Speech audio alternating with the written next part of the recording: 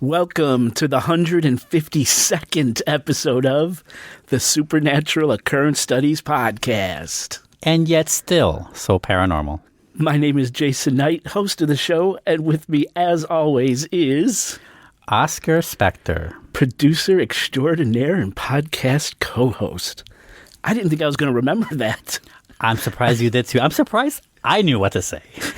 Like, wait, who am I? And I say like two things, and that's it. You know? Wow. Well, Oscar, welcome back to my humble abode I was here. going to say humble abode, too. Shut up. Are you I was serious? just about to say it. Mm-hmm. Is it a full moon tonight? I don't think it's a full moon. No, but you were watching a wolf movie thing when I came in. Wolf Like Me. Yeah, that's right. That thing. Josh Gad. It's a good show. So you say. My wife got me into it. Haven't seen it. Go, give it a try. Yeah. I added it to my list. Mm-hmm. So it's been... I don't know when this episode's going to come out exactly. But most likely after Thanksgiving, before Christmas. Okay, all right. So the next couple weeks. If we keep a semi-regular, somewhat logistically planned out recording schedule. We've tried that so many times. It just doesn't work. One time you're like, come this Saturday. I'm like, bitch, I'm working a double. You can't just ask me out of the blue. And I've been like pretty like last minute too. Yes, like, oh, you're right. a little bit. Yeah, I'm not blaming it all on you, by the way, either. I could also be chasing you a little bit, you know? Yeah. And ask you like, hey, what about the show? I did it for a couple times, but I don't want to be annoying or pesky. And, so. No, it's never annoying or pesky. I've missed it. I've missed you. I know you've come up quite a few times for parties and get-togethers and things, but actually sitting down and really talking. Folks, ask me the last time what he was doing when I met him. I don't think he even remembers I was there at the last soiree he had here. He was so fucking drunk. He drank like an elephant's amount of, like a Russian veteran's rations of vodka amount of alcohol. And it was cucumber or pickle. Spicy pickle vodka. Pickle vodka, yeah. It sounds like it's going to It sounds gross, be horrible. It sounds, yeah. Mm-hmm. It is delicious. Listeners, and I would never know because the entire bottle was gone by the time I got there. And I got there like at 6. It wasn't that late. No, it wasn't. No. And I already had a couple old fashions. I had some pours of whiskey. You were gone. Some wine. You were acting like you were like 18 years old. You were drinking like an 18, 19-year-old. And I don't even know. It just happened so quick. It was my wife's birthday is what it was. Yeah. It was Katie's birthday. But I kept it. I stayed away from her and her friends. I was in the garage with you and my family and stuff. Yeah. And that's where I was scummy. You were at the kids' table, essentially. That's right. You relegated yourself to the kids' table. No, but yeah, so you've come up, but it is good to be back in front of the mics, talking about crazy shit. I've missed it. It's been rough. It's because so it's been almost a year. It'll be almost a year by the time this comes out. Right. So and we said we're coming back. We're coming right back. Right. And this is actually And a part didn't. 1. So part 2 will come out this time next year. Listeners, hold on for one more year, one more calendar year. Really gonna hang you on this one, guys. This is like Deathly Hallows Part 1, and Part 2 won't come out till next winter. Right? That's right. That's what they did, right? And that's Harry Potter, for those who don't know. Kids, ask your parents. We know our demographics. You can say kids ask your parents For about Harry Potter already? Yeah, you can, right? No. Really? I mean, well, the first movie came out about less than 20 years ago. So if a child... It's got to be close to 20 years If a child is listening to this podcast and they don't know what No way. I don't believe it. No way. Harry Potter is pretty much still very culturally Ubiquitous. relevant. Yeah. Yeah, still, I mean, it won't always be ubiquitous, but it is right now. Okay, maybe it's just me. You are getting old. Oh, my God. So, yeah, Dude, I mean... his grays, bro. Everyone, you're so glad it's not a video medium. His grays. Yeah. Yeah, the age is getting up there for sure. It's been a rough year. I gotta be honest. Yeah, me too, a little. It's not been good. Last couple of years, not so much. Well, yeah, I wouldn't say couple for me, but this year has sucked. Yeah, sucked. Should we get into anything or? Yeah, like I've been job hopping. I left that Starbucks career. Yeah. Well, first I got fired, bitch. You left the Navy base. Oh, that was like 2 years ago, though. Is it? We didn't talk about that. Then you went back to Starbucks. I don't know if we did talk about it on the show, but that did happen before our last episode. Okay. Oh God. So, I'm stretching, man. I know you are. So job hopping. Yeah, I went through essentially 3.5 jobs in like 2 months because like I found a better one that had better scheduling. I found a better one that paid more. I found a better one that, just kept hopping that way. So that was good. It was projecting upwards. Yeah. But so far, I had there's a stopping point now. I'm at 3 months almost 3 months with this new job. Could we say what the new job is? Of course, I work for the Museum of Science and Industry. Downtown Chicago, which is really haunted, by the way. It's not downtown exactly. It's just south of downtown. But yes, you're right. It is Museum considered Park. to be downtown. Yeah. Yes, it is considered to be haunted by Jason Knight. I almost forgot your fucking fake name.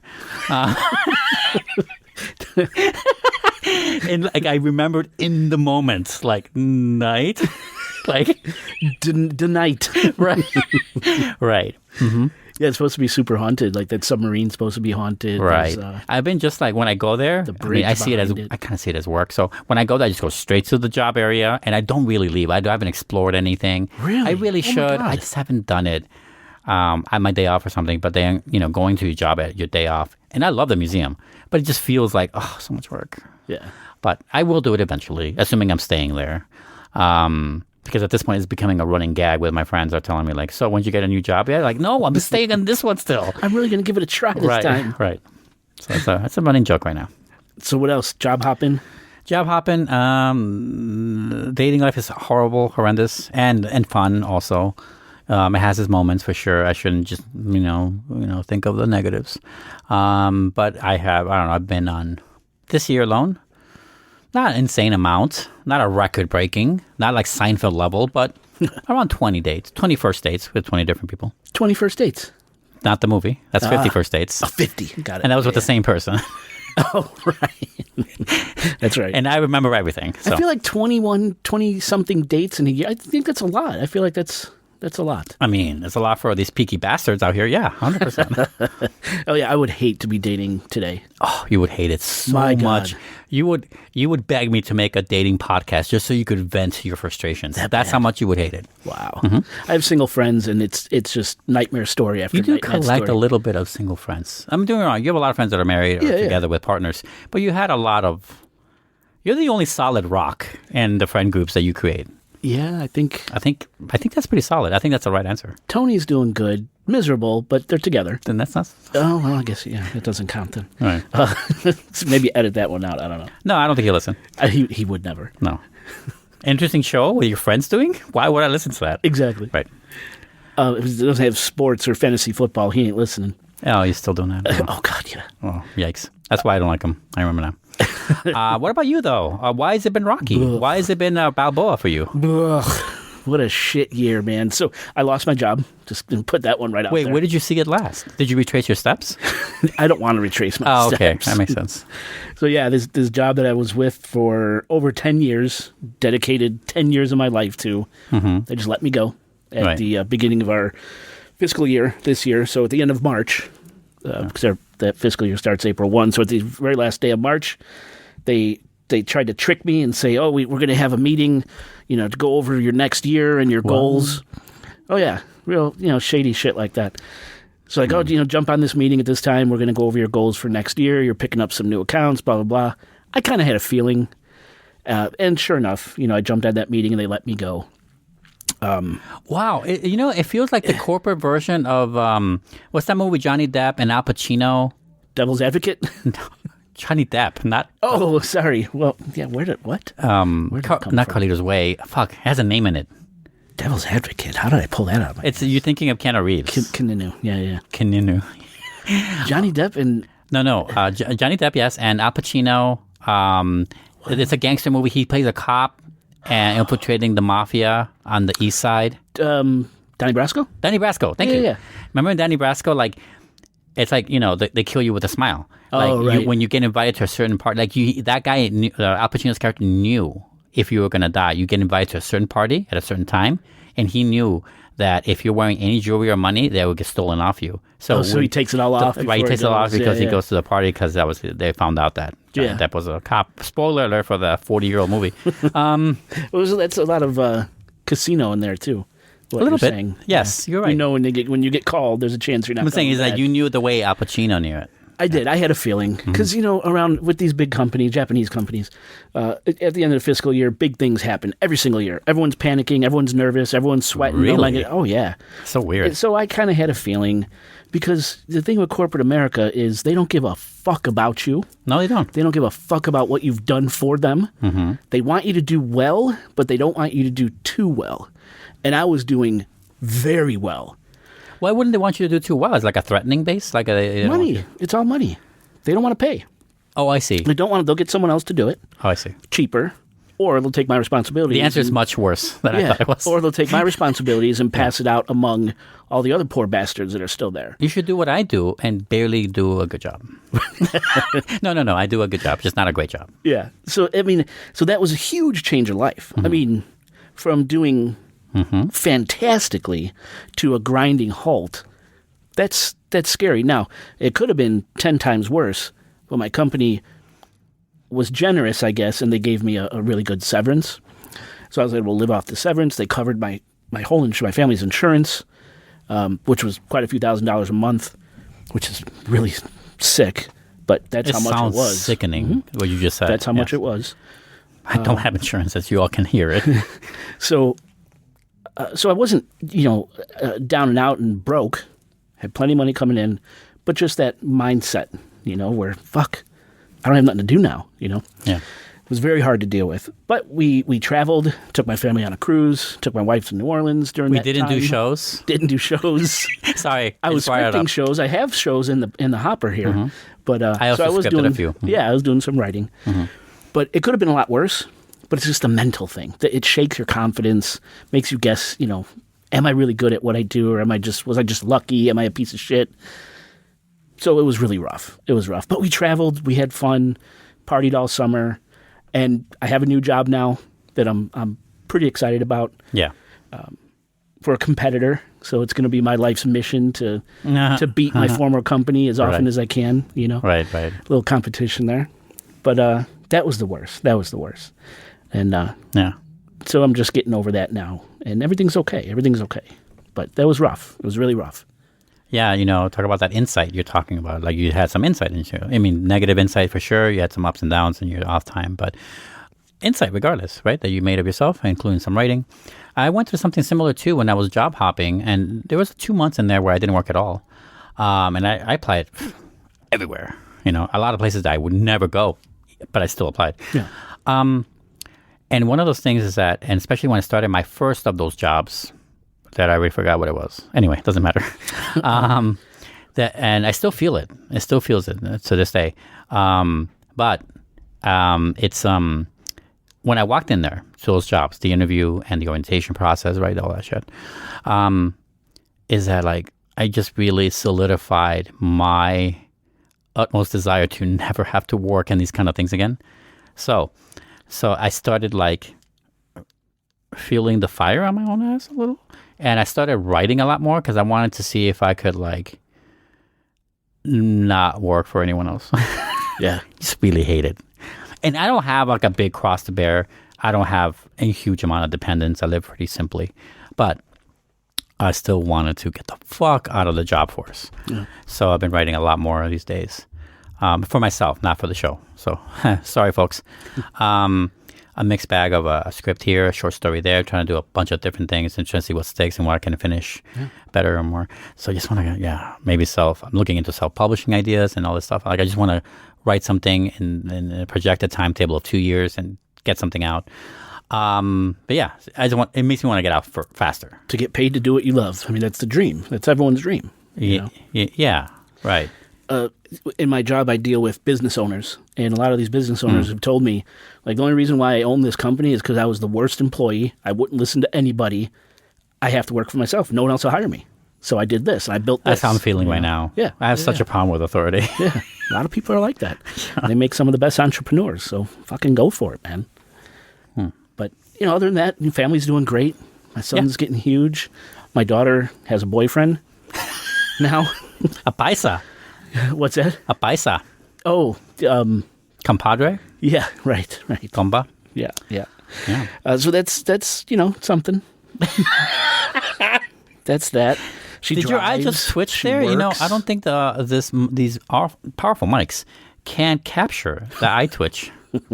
They almost did, though, but they didn't. I wanted to hate him so much, so badly. He's so courteous, but I don't. He's so nice and polite. I don't hate him. The more polite he is, the more likely he's a serial killer. Especially when we talk about tonight's episode. No. Can you imagine having that kind of insight to a story? Yeah. That level of intimate knowledge. Right.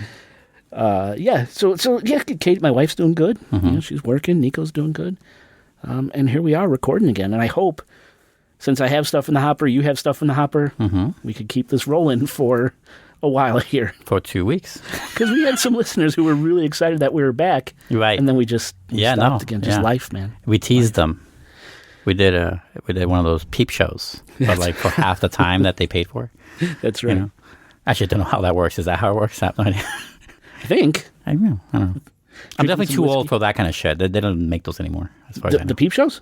They don't, right? Oh, there gotta be. Come on. Really? Where? Listeners, if you know of a peep show, a legitimate peep show, let me know. Let me know how it works and send us the address. Yeah.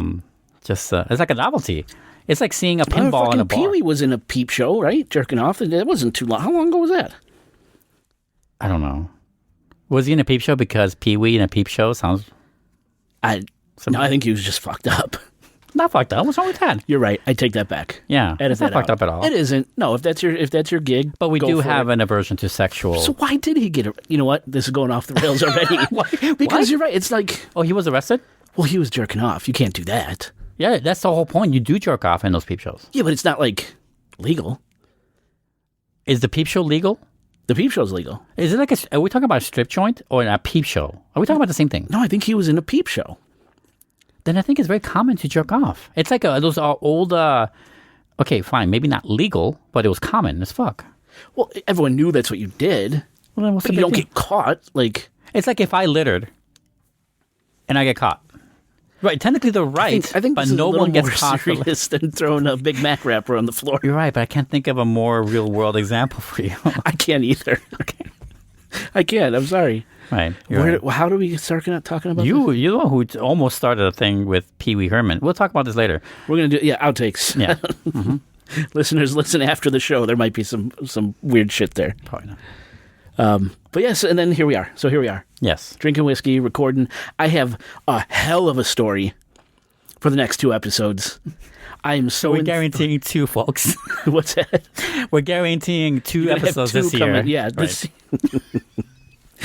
Yeah, I am just... I'm so enthralled in this series that I put together. It's current. It's timely. It's happening now. So we've talked in past episodes, past shows, where it's hard to come up with topics that are relevant to what we talk about that are actually unfolding at the same time. Oh, yeah. So this is unfolding as we're going to be talking about it here. So we're doing current thing. Current thing, yeah, very current. So I don't know. Without further ado, I forgot what do we do from here. Usually there's a break. I don't know how we commence the break. Oh, no. I know what we do. You give people how they can find us and shit. Oh, yes. Do you remember that still? The website. Oh, right. It's still up. ChicagoGhostPodcast.com. Check out that website. Not Chicago Ghost. Yeah. Stream all of our past episodes there. Shop our merch. That's there. And find us on social media. All the links are there off the website. Just go to the website. You know what I mean? If you go to the website, you can see how else you can catch up to us. Fuck you for trying to find that information here. And your loved ones. I'm really bad at my job. No, before we start recording, I asked Jake, casually, mind you, do you have a script of what we're going to say, the opening and stuff? Like, nah, I think I'll remember it. Wait. I'm trying to remember the phone number. No, don't remember in real time. That's not very cinematic. Speaking of the phone number. No, we don't have a phone. No, there is no phone number, Jake. Remember, you took it out. You would shoot it for reality. And I don't have the information on me now, but there is a voicemail we have to play. Oh, we got one. From a listener. Yeah. 1 or 2, actually. Okay. I don't have them queued up now.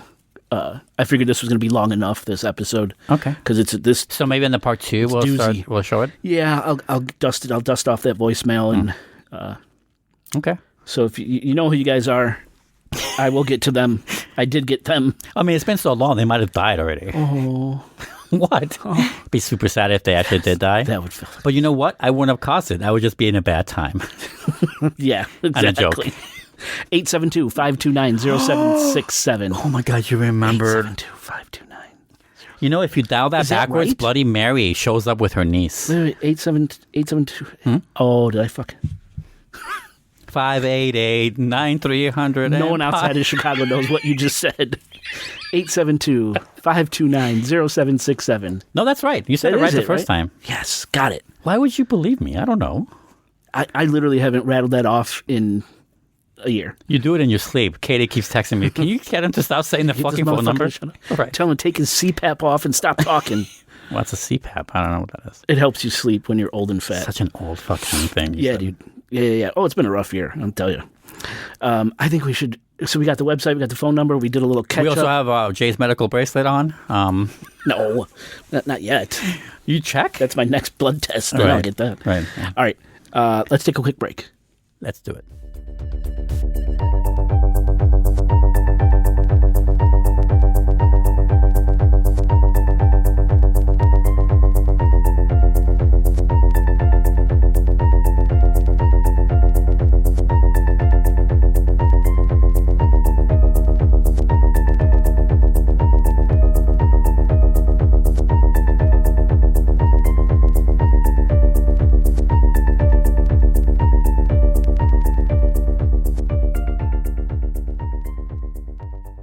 Listeners, welcome back to the show. Well, the lights are turned down low. Mm-hmm. The ceremonial candle is lit. What up? And the drinks are flowing. Let's start this show.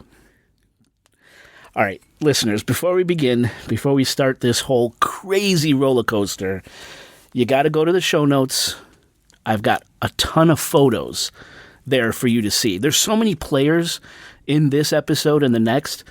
You're going to want to put names to faces and vice versa. So it's all there for you in the show notes. Check it out. It's an interactive show. That's right. Yeah, right. Yeah, exactly. Go to check it out. It's crazy. It's crazy. You're going to feel terrible. It is, because it's such a tragic thing. That's what I mean. It's tragic. No, it's made more tragic by the fact that I laughed at it. Dude, what's wrong with you, man? Things are wrong with me. All right, so tonight we're going to be talking about probably one of the craziest serial murder cases I've ever come across. So many victims, so many twists and turns, so many conspiracy theories, and this case is current. Like, it's literally unfolding as we're recording this. This is the story of the Long Island serial killer, also known as the Gilgo Beach Killer, or the Craigslist Ripper. Oh. If this individual actually exists, then he could be responsible for the murder of at least 20 women in multiple states, and likely more. Almost guaranteed more. Now, the victims are all sex workers with similar features, height, weight, eye color. They were similar in age, and almost all of them advertised their services online, namely on Craigslist, and some on Backpage. And when discovered, their bodies were positioned in the same way and found near bodies of water. Now, for over a decade, the hunt for the Long Island serial killer has baffled police, baffled web sleuths and armchair detectives. And the investigation into these murders has mushroomed tantalizing theories that include corrupt police, cover-ups, elite sex parties, multiple serial killers, multiple suspects, an evil doctor. You name it, this story has it. Now, I think we already mentioned this, but this is going to be a two-part series. Mm-hmm. In tonight's episode, we're going to introduce you to the serial murders themselves and talk about each victim. In the next episode, we'll talk about theories and possible suspects, as well as the suspect sitting in a jail cell right now, accused of killing just 3 of the 20 women we're going to be talking about tonight. Oh, intrigue. Yes. So again, make sure go to the show notes, check out these photos that go along with this story. Now, all of this begins with a 23-year-old escort from Jersey City, New Jersey, named Shannon Gilbert. Late at night on April 30th, 2010, Shannon received an outcall offer on her Craigslist posting for her escort services, meaning someone wants her to go to their house for services.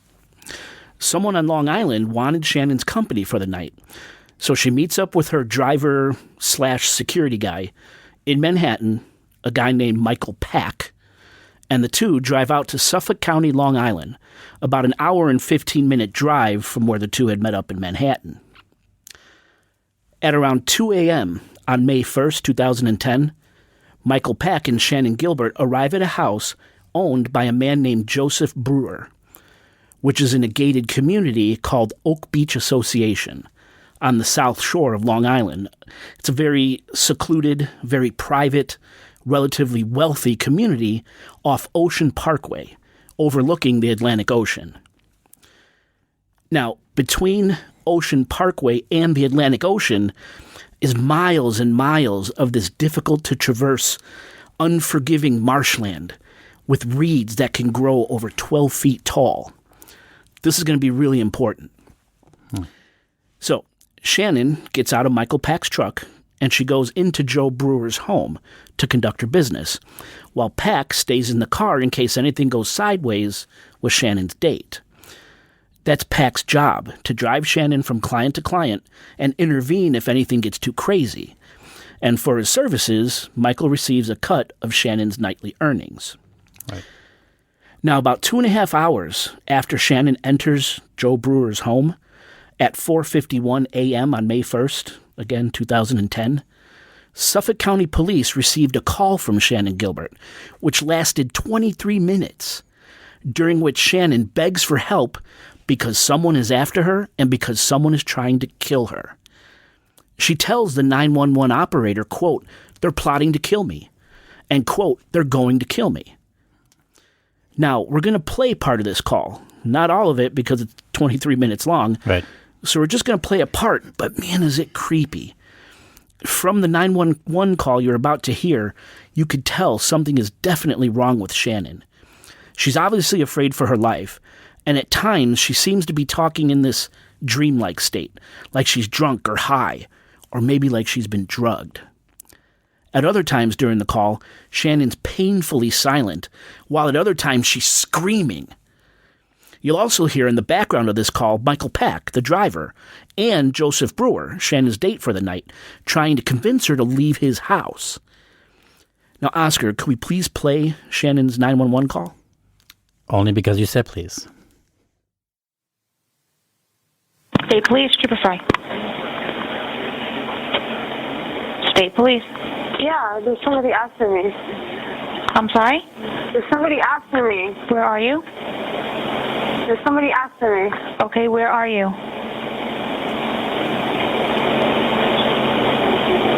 There's somebody after me. Where are you, ma'am? I don't know. You're driving right now? No, I'm inside the house. I'm sorry? I'm inside the house. What house? I don't know. Can you trace where I am? I'm sorry? Can you trace where I am? No, I can't. What's your callback number you're calling from? Huh? What phone number are you calling from? Somebody's after me. Please. Are you in Suffolk County or Nassau County? I'm in Long Island. Where on Long Island are you? No.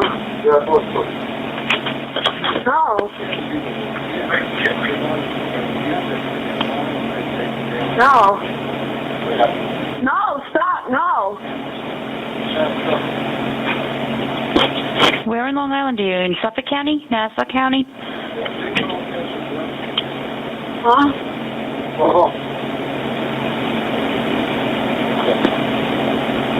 Why?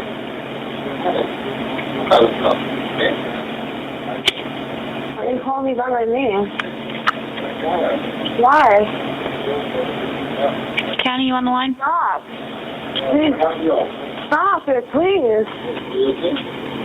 Please stop. Please, can you shut the door? No, time to go. Please. Please. Please. Go that way, please. Come on, let's go. Come on, we're all going outside. Come on, go outside. Come on, all of us. Come on, we're all going outside. Come on. No, please. Come on. Come on. Please, come on. Please. Come on. Why? Just come out here. Come on. I'll go upstairs. I'll go upstairs. You leave. I'm going to sit upstairs. I'm going to go upstairs. You leave. I'm going to go upstairs. Okay? You leave. Please. Please. Take care. My hold. What's the matter? Are you okay? What are you going to do? What are you going to do to me?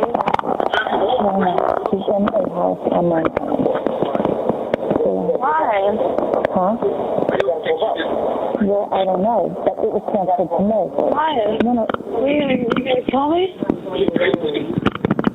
It's running through, I think it's Suffolk County on the north side for the person. Suffolk County Manorville. Kill me? Why are you going to kill me? Call Suffolk Manorville.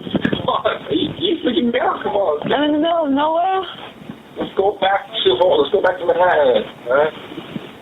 We're in Long Island. We're out near the water. Please, stop. Me, Mike. Brother, come on. No, stop it, please. Hello?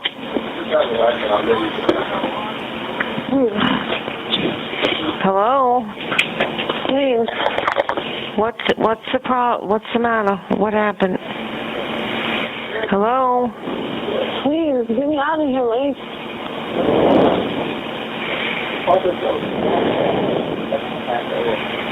Hello? You're being sarcastic about this. You were part of this all along. Shannon.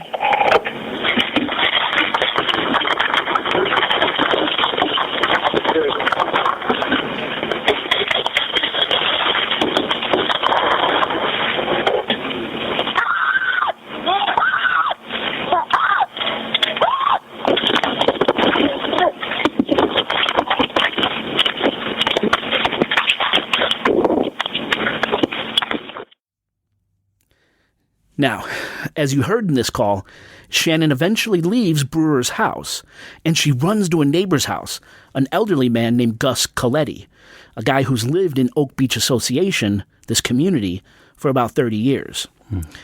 When Shannon approaches Coletti's house, she's still on the phone with police, and you could hear her beg Coletti for help. And for some reason, she lets out this blood-curdling scream, just out of nowhere. Shannon runs off, and Coletti calls the police, and he tells them there's a small, young blonde girl, maybe 14 years old, running around screaming for help, and that she's being chased by someone in a black Suburban. Michael Pack, her driver, drives a black SUV. Okay. Now again, before police can get there, Shannon bolts from Coletti's house, and she bangs on another neighbor's house, an elderly woman named Barbara Brennan, prompting this neighbor to also call the police. Now, we didn't play this call, but during Brennan's 911 call, you could hear Shannon banging frantically on the door. But Brennan's scared. She has her elderly mother in the house, so she doesn't open the door. Now, keep in mind, this is sometime around 5:30 a.m. Imagine you're an elderly woman being woken up to this chaos. What would you do? Would you let this frantic stranger in? Now, anyway, once again, before the police could get to Shannon, she takes off. She runs away from Barbara Brennan's home. And when police finally arrive on scene, Shannon is nowhere to be found. Like, no trace at all. She's vanished. And what's so scary about this is that the events leading up to Shannon's disappearance are all well documented. There were 3 911 calls made, one 23 minutes long from Shannon herself, begging for help and claiming someone was after her trying to kill her, and 2 calls from neighbors. And here's something else. Why did it take police so long to get to Oak Beach Association? Shannon's call was 23 minutes long. Why weren't cops dispatched while that call was in progress? Which leads to another question, something else that's weird.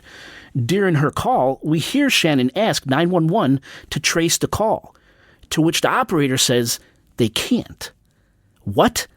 I remember one time my daughter accidentally called 911 on one of my old disconnected cell phones. Next thing I know, cops are at my door asking to search my house. And Suffolk police couldn't trace a 23-minute call and dispatch someone to the scene?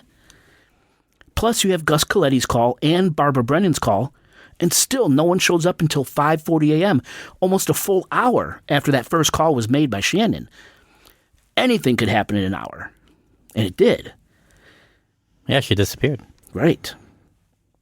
Now, when police finally get to Oak Beach Association, and they realize that Shannon's nowhere to be found, they quickly come to the conclusion that Shannon got into that black SUV Gus Coletti mentioned, either voluntarily or by force, and she was driven somewhere out of the area, which severely delayed authorities from investigating the immediate areas around Oak Beach Association, around Gilgo Beach, Ocean Parkway, this immediate area. Mm-hmm.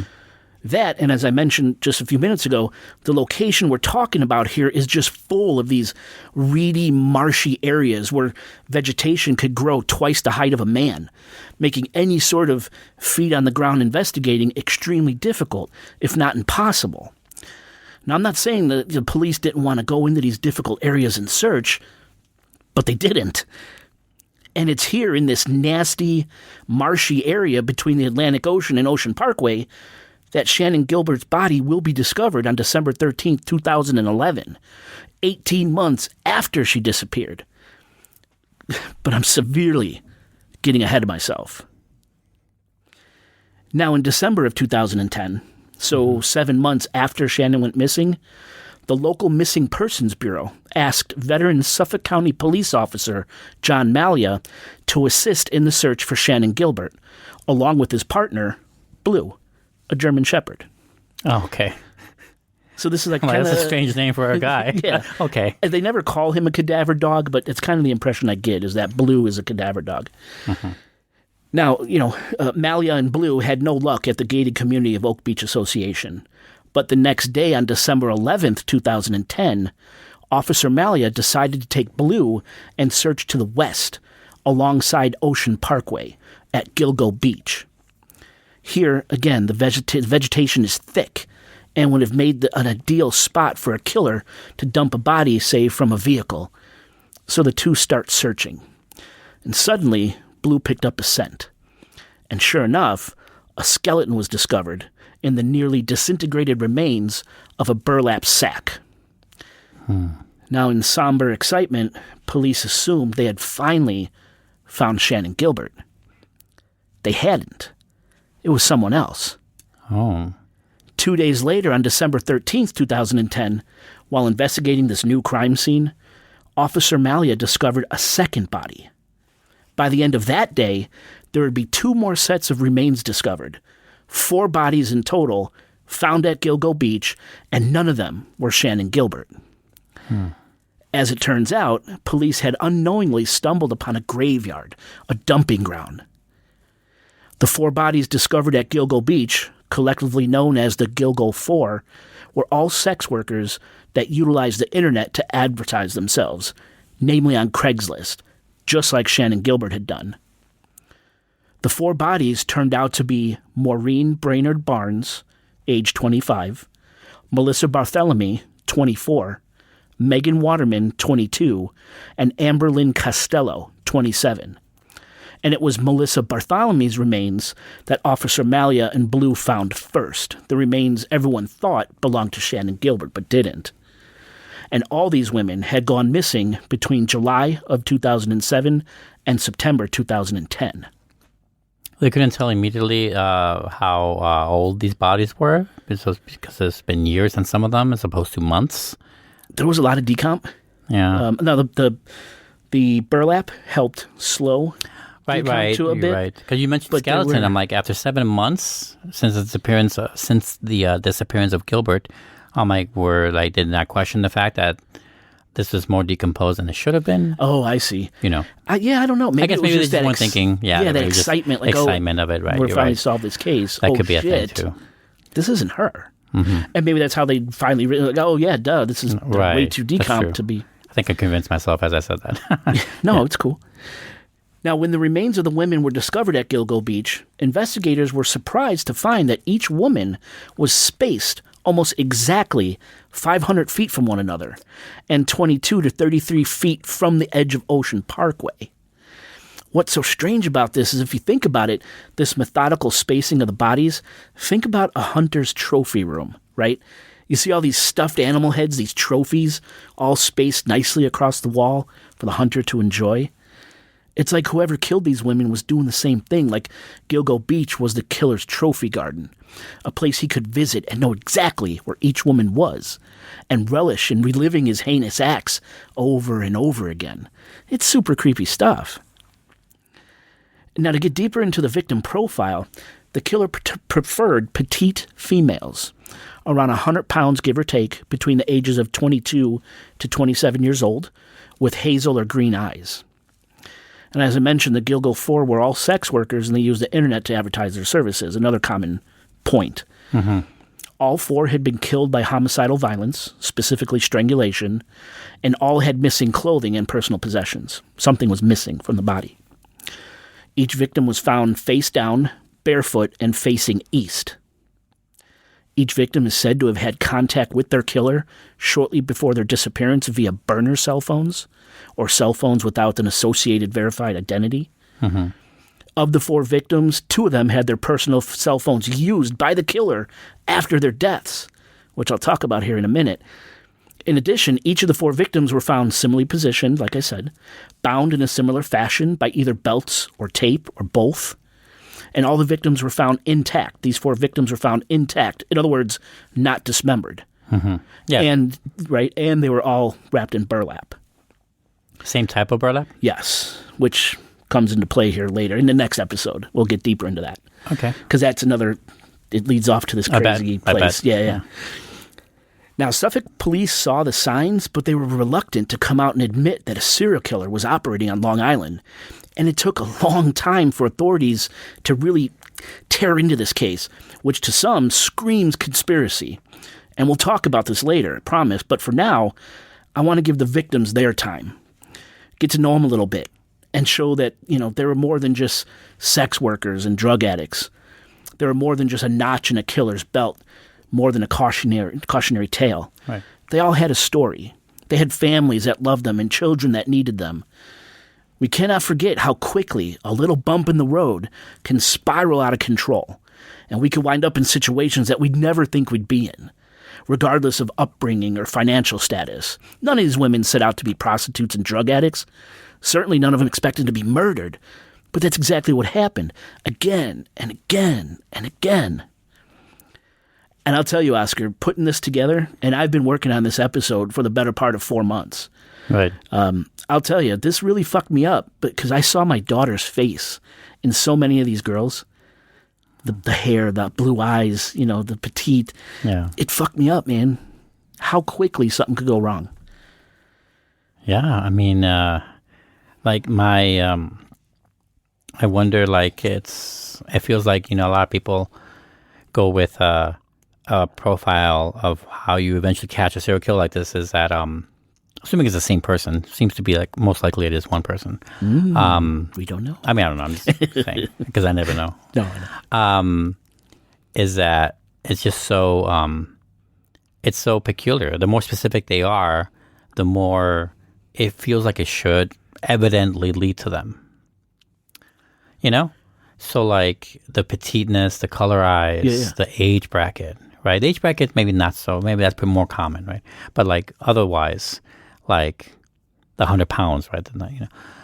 Feels like a bunch of Marilyn Monroe type figures. Like, that's how I'm imagining that when you were describing it. Not that I don't know her eye color, by the way, guys. So don't email me on that. I don't either. She might have been bad. I don't know. Yeah. Don't just guess. We don't know. Right, I don't know. Okay, it was a color, I'm sure. Unless it's black, of course, which is I guess not a color. Like. Is that why, for example, like when Gilbert went to Shannon Gilbert, right? Mm-hmm. Yep. She went to that first neighbor, the guy. Gus Coletti, yes. Yeah. And he described that there was a 12-year-old? 14. 14-year-old. Yeah. Because that's how she looked. That's how petite she was. Yes, correct. That she looked that much like a child to him? Yeah, I guess so. In the dark, I guess so. It was still dark at that point. But very petite, very small, young looking. Check the show notes, look at the photo. I mean, my first questions were like concerning about this is a gated community. Yes. That usually means that there's security up front at the gate. No, Next episode, man. Oh, I gotta okay. wait till next Okay, because episode. I have questions. Oh, dude. Okay. And we set out to record 2 episodes tonight, listeners. Right. But this script in total is almost 60 pages long. Right. And I just don't know if we have it in us tonight. But now Yes. we want to get to that part. Yeah, I do. Because you're asking great fucking questions, man. And Yeah. questions that everyone's been asking. But there's a key player in this association that I'm not going to get to yet. I'm also very curious about the 10+ year gap, since you're saying this is Yes, still sir. a recent story. There's someone in jail right now, and you mentioned that, you teased that, if you will. Yes. So that means it's still very much current, and Yes. it's been long running. When you Very mentioned long. current before, I didn't think it started in 2007 or whenever the first one disappeared. And it likely goes even further back I than almost that. corrected you earlier, which would have given me away a little bit. Not that I'm ashamed of it, but like when you mentioned that Craigslist is used as a means, an online means to, show your services if you want to be an escort. And you also mentioned Backpage. Yes. I'm like, I almost corrected you and say like, no, they use Yes Backpage now, not Backpage anymore. Is that what it's called? Yes, Backpage? Yeah, because it's been taken down by the government because it's illegal to use. And probably shit like this was happening because of it. Well, I'm not saying because of that they canceled it, because it's illegal. That's why. Wow. And they I didn't know it was illegal. Backpage. no escorts. are illegal. Gotcha. But Sorry. isn't that literally what Backpage was for? Yeah, well, that's why they got rid of it. They got destroyed. Now they use their service off-site somewhere in a different country. That's why it's legal now to use that website. But it's called Yes Backpage. That's what the latest I know of. No, that's interesting. I almost corrected you, but and then you start saying 2010, 2000. Oh, okay. Well, So it was still that then. Yes. So you're Gotcha. still right. So I didn't correct you. I'm like, let's wait. Did I wait it But out? it's still interesting. I didn't know they changed names, got shut down. I had no there's idea. a lot of stuff. Like I used to be like not nowhere near an advocate, but I used to know about like the people who are very pro sex workers, and I'm also pro sex worker. So there's a lot of material on this, and that's one of the stuff I read on it. Interesting. Yeah, keep going. Sorry. No. Fuck. I just want to spend time going through these victims. 'Cause remember, there's 20. Yes, We've only talked about 4, and Shannon. We'll get to Shannon in a moment. So let's start with the Gilgo 4. Right. I fucking hate that name, Gilgo. It's Gilgo Beach, right? Gilgo. Yeah. What a horrible name for a beach. for a beach, Gilgo. It just sounds like a place where bad shit's going to happen. Does it sound that way? It sounds like It sounds horrible. I hate that name. it doesn't sound bad to me. It sounds tacky to me. Tacky. It doesn't sound like that's murder capital beach. No, it doesn't feel that way to me. It just feels like a tacky name. It feels like someone would have like a portrait of themselves in their bedroom, kind of tacky. It doesn't seem like it's I get you. like that what you're saying. But to each their own. Yeah, I hate it, which is probably the other reason why I don't watch that movie Sisu, because I hate that fucking Yeah, you're word. so weird about this fucking movie. But I'll if you could Google this stuff, Google Gilgo Beach, pictures of Gilgo. It's beautiful. yeah, This Oak Beach Association overlooks the fucking. I mean, I would live there. I want to live there. That's my dream, is to live in a place like that, right? oh yeah, you're a this big is- beach guy. Yeah, you're right. This is an ocean town, little community on the ocean, relatively pretty fucking wealthy. Some of the houses are kind of ramshackle looking, from what I've noticed, but you're still looking at the ocean, so that fucker's going for a mill, At least, even though it's a little ramshackle. So I would say it's wealthy. It's secluded. They kind of police their own. yeah. It's a weird, coincidentally, it's a weird place. I started a history book about New York, and how this one man was largely responsible for building the entire infrastructure and the look and feel of what New York is now, what it is today, and what it has been for a long time. And part of that building stuff, the chapters that I'm in right now, is making Long Island into Long Island. And I'm getting into that right now, and talk about the rich people that owned the land that had to be tricked or in some older fashion to go through laws, ways and means, kick them out of the land so they can use it to make beaches, to make roads and parks for the citizens. And they're talking about that right now. That's why I'm at in the book. It's a history book. Kind of ironic that we're covering this as you're reading. This wasn't planned. That wasn't planned at all. Weird. Like I haven't told you about this book either. Didn't we? I think we talked a lot about that when we covered the 2-part series on Amityville. I feel like we talked about Long Island. We talked about history, how it turned into kind of beach towns. We did. we It did. sounds a little familiar, but Long I could be Island and mixing my Amityville, memories. yeah. I don't know enough. Yeah, Well, I'm sure a listener. We can listen to that show, right? So Oak Beach Association, definitely a weird place.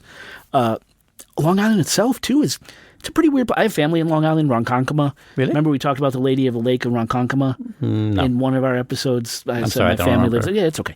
So my family lives on Ronkonkoma. It's a world of its own. Long Island. It really is. Yes, it does seem to be that way. I think we have listeners that are either in or very close to. They know exactly what I'm talking about. It's this little pocket area, outside of New York City. Yeah. It's a long history of corruption, a long history of there's a lot of fucked up shit that goes on in Long Island. So this is where all this takes place, right? Yeah. A lot of serial killers in Long Island, a lot of bodies over the years, weird shit, Amityville. So this is where we're talking about. And it's this isolated stretch of road, this Ocean Parkway. It's like 15 miles long. Yeah. And it's desolate. It's like I said, it's got this no man's land where these bodies are being found, but yet there's these beautiful beaches dotting this stretch of highway as well. It's very strange, man. So you got to kind of think about it. These bodies are here. Someone had to pull up on this isolated road to dump these bodies. Yeah. That's going to catch someone's attention. Cars should not be there. This isn't a highway. This isn't someone, Yeah. You would think someone would be caught. Someone would see something, but they don't. No one saw it. No one's seen anything. Very weird. Okay, sorry, we got to get back to it. Yeah, sorry. It's the whiskey. Nice little 10-year Eagle Rare I got here. It's a Doc Ryan special bottle, Doc Ryan Select bottle. It's a very famous bar in Louisville. Doc Ryan / Buffalo Trace people just send us money. Doc Crow's. I said Doc Ryan's. You said Doc Ryan's. You did Why did say I do Doc that? Crow's. It's Doc Crow's. Well, now they can't send us money for this advertisement. Can we edit that? Yeah. No, it's more fun if we don't. Doc Crow's, very famous bar in Louisville. I'm also drinking Moonlight Mayhem. Send me money. Moonlight Mayhem from Filmland. Yeah. We should put a picture of this up on the website or something. That's a beautiful bottle. Only if they pay us for it. Okay, Gilgo 4. Gilgo 4. I want to cover these women. All right, so of the Gilgo 4, let's start with Maureen Brainerd Barnes. She's believed to be the Long Island serial killer's first victim. Now, Maureen Brainerd Barnes was a mother, described as an aspiring songwriter, artist, and a romantic. She was romantic. She fell on hard times and turned to sex work to support her family.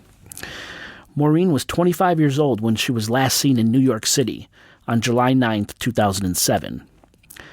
She was contacted by a burner phone on July 6th, 2007, and between July 6th and July 9th, 16 calls were made between Maureen's phone and this burner phone.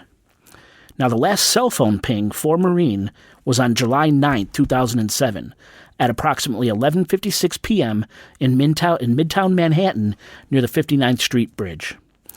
There was no further activity with her cell phone until July 12th, 2007, when 2 calls were made from Maureen's cell phone checking her voicemail from a cell site located near the Long Island Expressway. Now, Maureen's body was found wrapped in burlap at Gilgo Beach on December 11, 2010. She had been bound by 3 belts, one of them a very distinct belt that had the initials WH or HM stamped into it. What? Depending on which way you held the belt, right? Upside down or not. It was either WH or HM. And we'll see what these initials likely mean in the next episode. So sorry on that. But 2 weeks after she went missing, a friend of Maureen's received a block call from a man asking if she knew a girl named Marie with a tattoo of the name Nicole on her arm, on her right arm. And the tattoo actually said Nicolette, the name of Maureen's daughter. And Marie was Maureen's escort name. So she went by Marie when she was out servicing clients. Mm-hmm. So the friend said, yeah, that's Maureen. She's been missing for 2 weeks. To which the man replied that Marie is fine, that he just saw her, and that she's staying at a whorehouse in Queens. His words. The friend asked for the address to this whorehouse, and the man said he'd call back with it, but he was never heard from again. Authorities now believe this was the killer reaching out to kind of taunt Maureen's friend. Huh. Now, when the Suffolk County Crime Lab examined Maureen's remains, they found a Caucasian female hair in the buckle of one of the belts that bound her. And this hair didn't belong to Maureen. We'll see who that belonged to in the next episode. Another of the Gilgo victims was Melissa Barthélemy. Originally from Buffalo, New York, Melissa Barthélemy moved to the Bronx to become a hairdresser. Described as tough and strong-willed, 24-year-old Melissa turned to sex work to make ends meet, and she was last seen alive near her basement apartment on July 10, 2009, and she was reported missing by her mother on July 18, 2009. According to court documents, Melissa was contacted by another burner phone on July 3, 2009, and subsequently contacted by the same burner phone on July 6th, 9th, and 10th, the 10th being the day she was last seen alive. Cell tower records for July 10th indicate that this burner phone moved from Massapequa Park on Long Island to Midtown Manhattan. Later in the evening of July 10th, Melissa's cell phone moved from Midtown Manhattan to Massapequa Park. Nothing was ever seen of Melissa until her skeletal remains were discovered wrapped in burlap at Gilgo Beach on December 13, 2010, during the search for Shannon Gilbert. Shortly after her disappearance, Melissa's sister, Amanda, received a taunting phone call from Melissa's phone, presumably made by the Long Island serial killer himself. Now, in the calls, the killer knew Amanda's name and what she looked like, and he asked her if she was a half-breed. She's mixed race. Mm-hmm. He asked if Amanda was a whore like her sister, and he admitted to raping Melissa before killing her, and he said he was going to enjoy watching Melissa rot.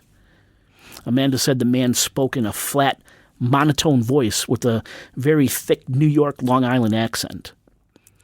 Police later traced the calls and found the pings from Melissa's cell phone in Midtown Manhattan, on Long Island, and also in Massapequa Park. And, of course, all this data that I'm saying about these pings and the burner phones and the cell towers, they have huge significance when it comes to fingering a suspect. We'll get into that next episode. Now, in fact, making these taunting phone calls just might be the Long Island serial killer's biggest mistake. More on that later. Now, here's something else that's crazy.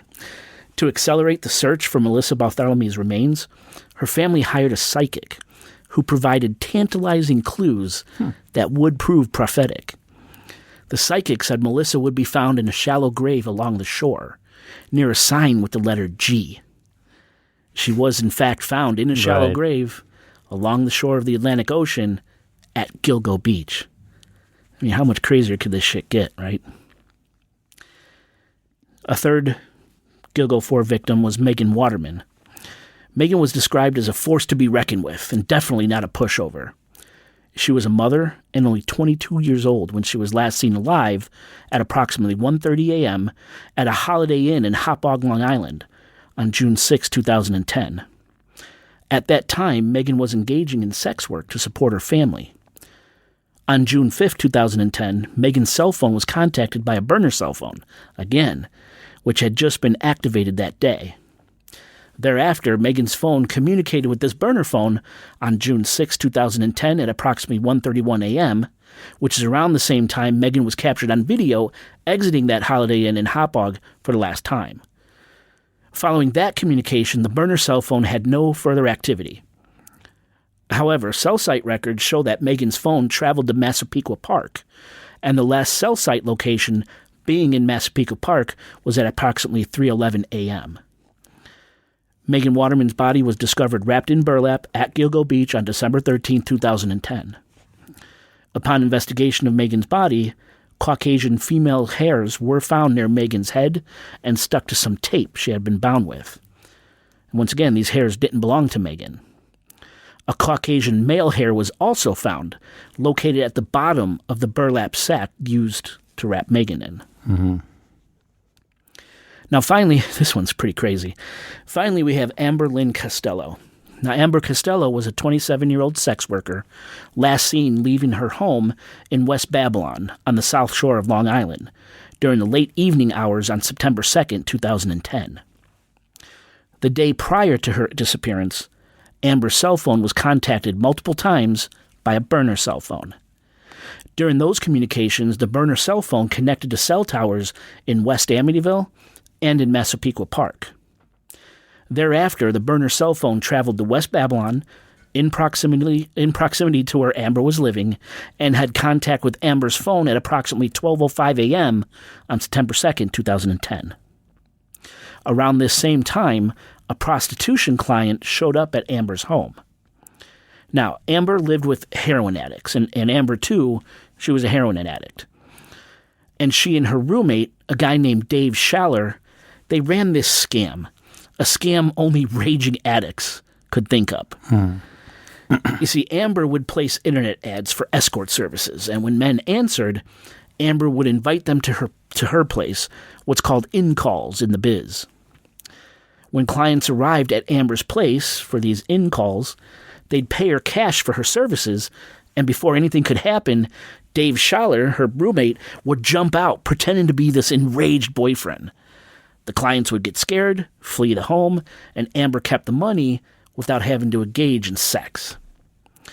So on this night, September 2nd, 2010, a client entered the home, Amber and Dave executed the scam, the client left, and Amber kept the cash.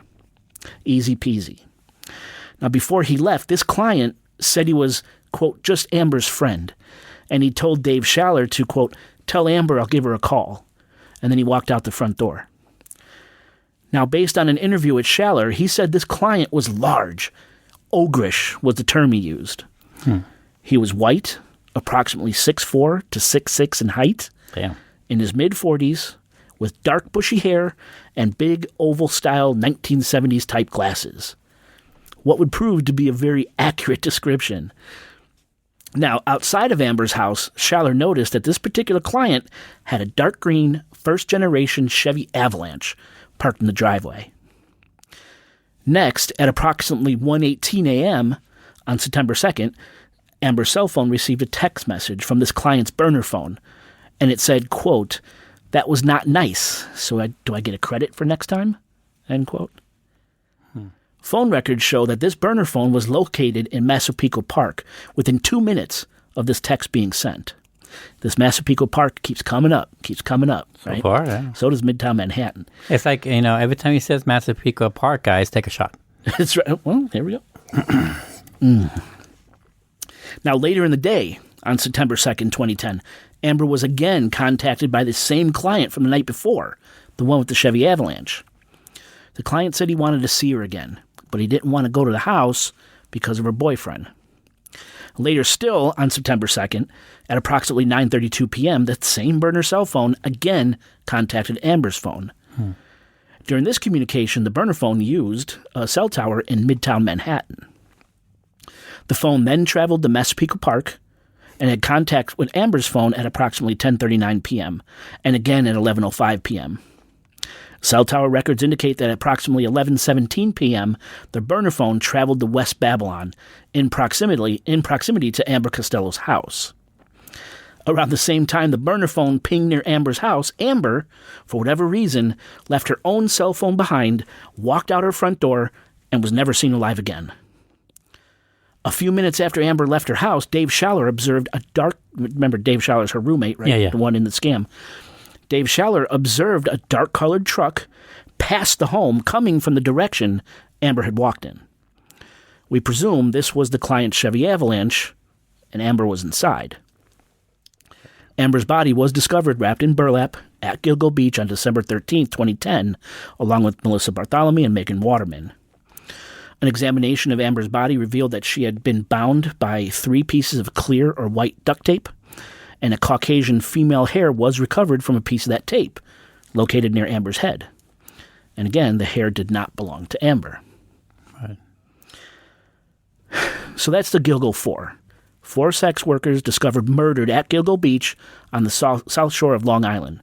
Same manner of death, similar appearance, same body position, all evenly spaced out, and all were discovered while police were searching for Shannon Gilbert. Now, as I mentioned earlier, Shannon Gilbert's body was finally found on December 13th, 2011. Now, we got to stop here for a moment and just kind of really think about this. If it weren't for Shannon's disappearance, none of this would have come to light. If police weren't out searching for Shannon, the Gilgo 4 wouldn't have been found. And police would have not a fucking idea that a serial killer was in their midst picking off prostitutes. So really, Shannon, she's kind of the unsung hero in this whole thing, this twisted, horrible story. Her death is kind of the linchpin in this much larger horror story.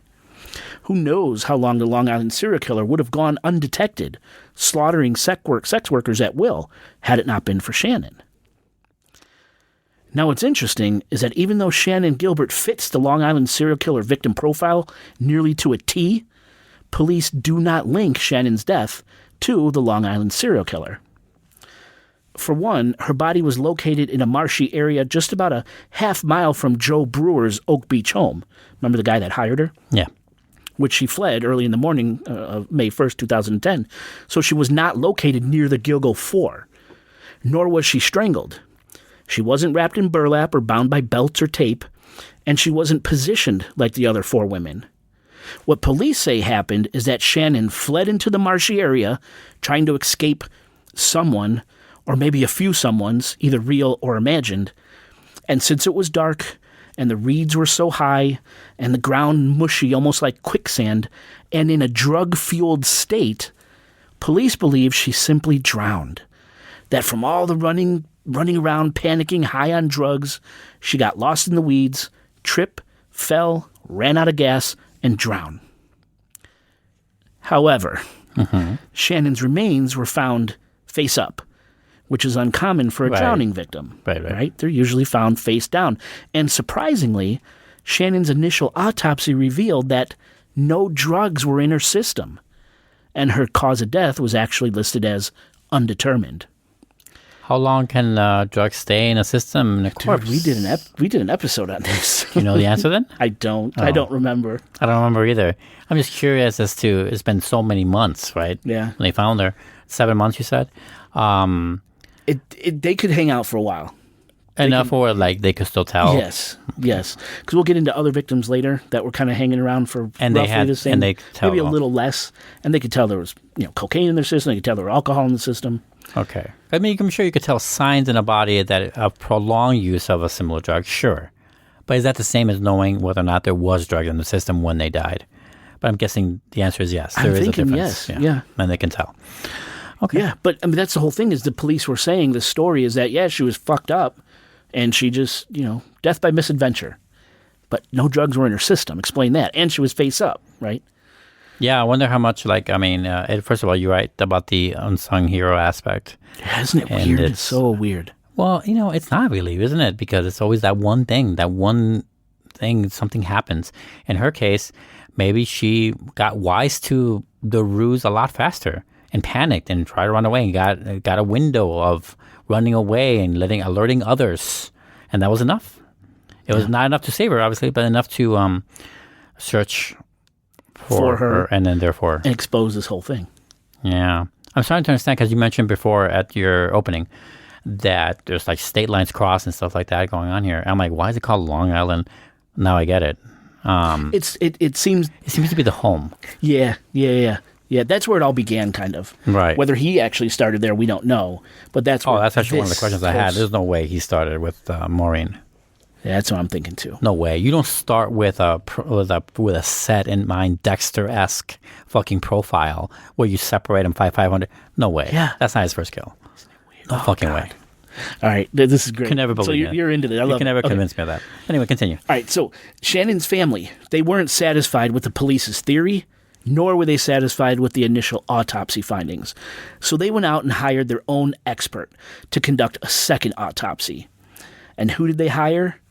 None other than world-renowned medical examiner Dr. Michael Baden, who I used to watch on the HBO series Autopsy back in the day. Oh, wow. Loved this show. So this they guy had HBO back in your day? This guy, I mean, he's known all over the world, incredibly famous. That's who they hired to do the second autopsy. Now, it was Dr. Baden's professional opinion that Shannon actually met a violent fate, that she was strangled to death due to the fact that a very small yet significant, what's called the hyoid bone in her neck was cracked. This bone was cracked, proving that her death was homicide by strangulation, which would match how the Gilgo 4 were killed. It was also discovered by Michael Baden that there was a hole in her hyoid bone, almost like something was drilled or pushed through it. A syringe, maybe? And in fact, John Ray, a guy named John Ray, who's the lawyer for Shannon's family, believes Shannon never even entered the marsh that fateful morning. She was likely placed there. According to John Ray, who grew up on Long Island and is very familiar with this area where Shannon disappeared and where she was found, it's nearly impossible to get lost in this marsh area. That ways out can easily be found. And he said that the ground isn't akin to quicksand, and that water at the time of the year when Shannon disappeared is nowhere high enough to drown in. The tide isn't high in March or May? I guess not, but that's the thing. I don't know, because I've seen video. You could find video online of police looking for Shannon in this area that we're talking about, this kind of no man's land, and it's so dense they have to use what looks like a tractor on tank treads to search, literally. There's other video and photos of police in like a bucket truck. And this bucket truck, like think of utility workers who go up in the bucket trucks to work on power lines and shit. Yes. Cops were standing in one of those things over this no man's land. To have a bird's eye view. To have a bird's eye view. That's how thick this shit is. They actually had to try to get a bird's eye view. They can't just look in, right? From the street level. They That's should what I definitely do saw. something about this in general, shouldn't they? Burn it. Get rid of it. I mean, I'm not, right, if we're going to No. cement over everything, might as well fucking do it right and not have places where we can't fucking search in. Right. Yeah, right. Because this is what happens. Let's not do it half-assed is my point. If we're going to destroy the world, let's just not do it half-assed here. Yeah. That's all I'm saying. So you got this lawyer saying one thing. Video I've seen, it looks pretty goddamn treacherous. I don't know. But something else that's weird is that investigators found articles of Shannon's clothing, like her jeans and shoes, along with her purse and her cell phone, not near her body. They were a quarter mile away from where her body was found. Police can't claim that Shannon's jeans were pulled off by brambles as she ran through the march, like bushes tore them off her. And her shoes were more or less sucked off her feet by this sludgy, ground. Just pulled her feet. Very her shoes rapey right brambles off. going on here. Right? Everything in the story's fucked up. Yeah. Now, sadly, we'll never know what really happened to Shannon. Was it simply an unfortunate accident, or was she murdered? And if so, by whom? The Long Island serial killer? Someone else? Now, I'm sure you're dying to know. And yes, Michael Pack, Shannon's driver, and Joseph Brewer, the man Shannon was visiting that night, were both cleared by lie detector tests as suspects in Shannon's death. Officially, they're not involved. And to this day, no one's been brought to justice. No one's been charged in this death. All we know is that in Shannon's 911 call that you heard, she said, somebody's after me. They're plotting to kill me. They're going to kill me. And she winds up dead. I mean... So, remember I said there's 20. We've only covered 5. Yeah. In addition to the 4 women, the Gilgo 4, and Shannon Gilbert, the remains of an additional 5 people were discovered up and down Ocean Parkway near Gilgo Beach, found in that no man's land between Ocean Parkway and the Atlantic Ocean. And here's where it gets super weird, because the MO and victim type of the following people are completely different than the Gilgo 4 and even Shannon Gilbert. So different, in fact, that it's got some people believing that there are actually multiple serial killers operating at the same time, and coincidentally burying their victims on Long Island off Ocean Parkway. Oh, man, that's almost... I know you're about to say it, but that feels very believable. I know it sounds insane to think that there'd be 2 working serial killers around the same time in the same area and Doing the not same know thing. each other. Right. Oh, I get into Oh, this. hold on. I know it's tempting to say that they do know each other, but the fact that these marshes are there, so right there, easy access to like really hard to approach terrain. Yes. Why not bury them there? I guess that's one way to look at it. Another way Right. I look at it is this place is so fucking remote. It is. If you look on a map, this is remote. How many people know it's there to dump in? Well, no, you have to know, grow like- up. You have to know it. Right. Yeah. Yeah, no, I'm with you on that. That they probably work in the same area for sure. I'm just saying that I can see them be independent from each other. Yeah. Because it's just so. People- I will bury a body there. People are, I'm going to do it right now. I'm just gonna do it for the fun of it. Because feel it's left so, out not right, doing I it. kind of do. Yeah, I don't mean to laugh. It's fucked up, but I get it. I get what you're saying. yeah. We don't know. We don't know. So what are these bodies? All right, so taking a look at these other victims, the first one we have is Jessica Taylor. Now, 20-year-old Jessica Taylor was a sex worker from Washington, D.C., who disappeared from New York City. She was last seen on July 21st, 2003, either working at the Port Authority bus terminal in New York City, or she was last seen hustling at a place called Queens Plaza in Queens, New York. There's two different stories on this point. Either way, sadly, on July 26, 2003, Jessica's naked torso was found partially decomposed, lying exposed on top of a plastic sheet in the Pine Barrens of Manorville, New York. Jessica's head and hands, they were missing, and a distinct tattoo that read Remy's Angel was horrifically gouged up, the killer's crude attempt at hindering identification. Now, much later, in April 2011, Jessica's head and her forearm were found at Gilgo Beach. Now things completely changed. Like I said, the other victims, intact, laying a certain way, evenly spaced. Now we have a torso that was found and scattered, partly in Manorville and others on, by Gilgo Beach off Ocean Parkway. Things have changed now. Yeah, I mean, so many different questions now. Yes. Well, let me continue. We have Valerie Mack. Now, Valerie Mack was a 24-year-old sex worker from New Jersey who disappeared in the spring of 2000. Valerie's partial remains were also discovered in the Pine Barrens in Manorville, New York, in November 2000, just a quarter mile from where Jessica Taylor's torso will be found a few years later. Valerie had been dismembered and placed into multiple plastic bags. Later, on April 4th, 2011, Valerie's skull and her right foot were found in a plastic bag on Ocean Parkway near Gilgo Beach. Now, I Googled this, and Manorville is about a 50-minute drive to Gilgo Beach. Manorville, where part of her was found, is about less than an hour from Gilgo Beach. And this case is really pretty sad. All of them are, but this one, the only photos you could find of Valerie are mugshots, and she was never even reported missing. No one knew she was gone until her remains showed up in the Pine Barrens. Just completely lost and forgotten. Yeah. It's part of the point of, right? I mean, sex workers are kind of, that's what they're seeing. Yeah, and I'll get into this, but it's like the missing. It's the less dead, some people call them. It's really fucked up. Now this one's strange. He's called the unknown Asian male, the outlier, the only John Doe in this case. Found on April 4th, 2011, no one knows who this man is or how he wound up buried off of Ocean Parkway down the way from Gilgo Beach. He's described as petite, 5 foot 6 inches, and between the ages of 17 and 23. Some might describe this guy as a twink, an Asian twink. Not to be derogatory in any way, but the term Asian twink will be important in the next episode, okay?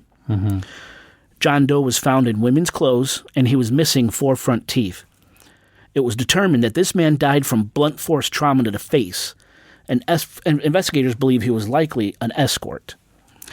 There's this working theory that the Long Island serial killer picked up this man thinking he was a woman, but when the killer found out it was actually a man, he beat him to death. He beat this guy to death. I was just going to go there. Yeah. Sounds like that's what that is.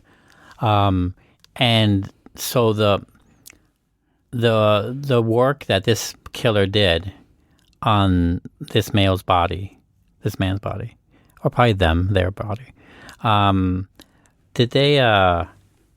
So his methods of hiding the identity of this guy actually worked, whereas the others did not. You know what I'm saying? That's a good question. So I don't know why they haven't been able to figure out, because they don't know who this guy, to this day, they don't know who this guy is. Right. Either there was no, I'm sure they were able to extract DNA just like they did with these other women. And maybe he just wasn't in a database somewhere. Maybe he was illegal here. Maybe he was trafficked here. Who knows? Oh, yeah. There might not have been, he wasn't in a database. I didn't think it would be so dramatic as trafficked here, but immigrant, maybe, you're right. Right. So maybe that's why. But yeah, they don't know who this person is. Matter of fact, this next person, next two people I'm going to talk about, they don't know who the fuck they are. They can't find anything. Okay. Now, on June 28th, 1987, the dismembered torso of a woman known as Jane Doe number 3, a young African-American female, was found in Lakeview, Long Island. Investigators reported the victim had a tattoo of a peach on her left breast, trying to help the public identify who this was, which led to police to giving Jane Doe number 3 the nickname Peaches. Peaches is what she's known as. Right. In April 2011, investigators discovered more of Peach's remains, dismembered bones, inside a plastic bag near Jones Beach State Park, which is further down the Ocean Parkway from Gilgo Beach. So again, dismembered and scattered. And Peaches, like I said, unidentified to this day. Yeah. Now, the skeletal remains of a female toddler were discovered at Gilgo Beach on April 4th, 2011, known as Baby Doe. She's somewhere between the ages of 16 to 24 months at the time of her death. Her body was wrapped in a blanket and showed no signs of visible trauma, and she was wearing a gold necklace and gold earrings when found. DNA tests revealed that the child's mother was actually Peaches, the Jane Doe we just talked about. So they could tell that, right? But they can't tell based on that Any name. further from there. Right. Yep. They could tell they're related, mother-daughter, but no further from there. And in this kind of final injustice, Baby Doe's killer buried her almost 10 miles away from where Peaches was buried at Jones Beach. Like, the killer couldn't even give Peaches and her daughter the kindness of burying them together. Yeah. Now, you're probably wondering how the toddler fits into all this, and everyone wonders that, but Yes. one theory is that if Peaches was in fact a prostitute, if she fits that victim profile that we've seen again and again already, maybe she got a call to go out and turn a trick, and she had no one to watch her daughter, so she brought her along for the trick and unknowingly delivered both of them into the killer's hands. Yeah. How fucked up is that? Extremely. Okay, the last body discovered off of Ocean Parkway was Karen Vergata, a 34-year-old prostitute from Manhattan who disappeared on Valentine's Day, 1996. 2 months later, on April 20th, 1996, Karen's feet and legs were found in a plastic bag in Davis Park on the bay shore of Fire Island to the east of Gilgo Beach. Karen's skull was found on April 11, 2011 off Ocean Parkway, near the partial remains of Peaches, actually, not far from the remains of the original Gilgo 4. So, with Karen Vergata, that brings the total number of bodies discovered off Ocean Parkway to 10, plus Shannon Gilbert, when she was found in that marsh near Oak Beach Association. And believe it or not, this story doesn't stop there. There's the Las Vegas connection. Between 2003 and 2006, there were at least 5 cases of murdered sex workers being dumped in the desert that closely mirrored the victims on Long Island. The Las Vegas prostitutes were all young, attractive drug addicts. Okay. They died by homicide, either asphyxia or strangulation, and their bodies were discarded in the desert, in these areas that are eerily similar to the remoteness of Ocean Parkway, where the Long Island serial killer victims were found. And they were all wrapped in cloth, just like the Gilgo 4. The Gilgo 4 were wrapped in burlap, a different material, but still. Even though all this is circumstantial, and to date no one has been charged in the deaths of these Vegas women, the question still has to be asked. Was the Long Island serial killer a cross-country killer? If he was, that means an untold number of bodies could be scattered across the U.S., from the East Coast to the West Coast. What a horrifying thought. So let's take a look at some of these murdered women found in Las Vegas. We have, first, Victoria Camara. Now, originally from New Jersey, Victoria was described as a beautiful person that was artistic. She loved makeup and building things, and she was someone you could talk to about anything. But, like in so many of these stories, Victoria had a rough childhood. And from day one, she had no stability, having been born to an absent father and a drug-addicted mother. Victoria became a single teen mom, and to support herself and her baby, she turned to prostitution as a means to survive and provide. On August 11, 2003, a truck driver found Victoria's murdered body dumped in a grassy, deserted stretch of US 95 in Boulder City, just outside Las Vegas. She was strangled just like the Gilgo victims, and she was only 17 years old at the time of her death. DNA was found on Victoria, but authorities aren't saying much other than that the DNA from the Long Island serial killer suspect that is in custody today is being compared to the DNA found on Victoria. So they got something. They're just not saying what at this point. Okay. Then there was Lindsay Marie Harris, a known prostitute. Lindsay disappeared from Henderson, Nevada on May 4th, 2005. She was last seen at a bank making a deposit, and later her rental car was found abandoned with no sign of Lindsay. This case was actually featured on America's Most Wanted, and unfortunately, 2 weeks later, on May 23rd, 2005, kids playing in a field near Interstate 55 in Divernon, Illinois, about 15 miles from Springfield, found Lindsay's legs. Very similar to Karen Vergata, right, whose legs were found on Fire Island, and nothing else was found of Lindsay. Just her fucking legs. Okay. So she's presumed dead. Yeah, for sure. We have Jody Brewer. No relation to Joe Brewer, right? Okay. The one that hired Shannon First Gilbert. question. Okay. Now, Jody Brewer was a 19-year-old sex worker who disappeared from Las Vegas on August 14th, 2003. That evening, Jody told her mom she was going out for the night. She said, "I love you, Ma. I'll see you in the morning." Jody's mother never saw her daughter alive again. And sadly, Jody's torso was found wrapped in cloth and plastic in the Mojave Desert off California Highway 15 on August 29, 2003, 2 weeks after her disappearance. A surgical saw had been used to dismember her. That one you could tell. That, apparently so. Yeah. Cuts were clean, I guess. Yeah. Next, we have Jessica Foster. Originally from Canada, Jessica's family believes she was sex trafficked from Canada to Atlantic City, New Jersey, and then to Las Vegas by a man she met in Calgary, Alberta, Canada, named Donald Vans. Vans, someone Jessica thought of as a friend, convinced her to travel to New Jersey with them, and from there they traveled to Nevada. Apparently, during these travels, Vans got Jessica into prostitution at some point. Right. Somehow, once in Nevada, Jessica hooked up with a man named Peter Todd, she was supposedly engaged to, but rumors say he was also her pimp. Articles I read paint Peter Todd as this real kind of abusive piece of shit who regularly beat Jessica, even breaking her jaw at one point. A family member last spoke to Jessica by phone on March 28, 2006. At the time, she was only 21 years old and living in North Las Vegas with Peter Todd. Now, Todd claims that on April 3rd, 2006, Jessica went to a dentist appointment. But later on in that day, when Todd returned home, Jessica wasn't there, and all her belongings were gone. Now, to this day, Jessica has not been found, and no one has been charged in her disappearance, although authorities do suspect foul play. She left behind $20,000 in a bank account. There has been no activity on her credit cards, and her cell phone has not been used since March 28, 2006. Jessica was young, petite, 120 pounds. She had blonde hair, hazel eyes, and stood 5'6".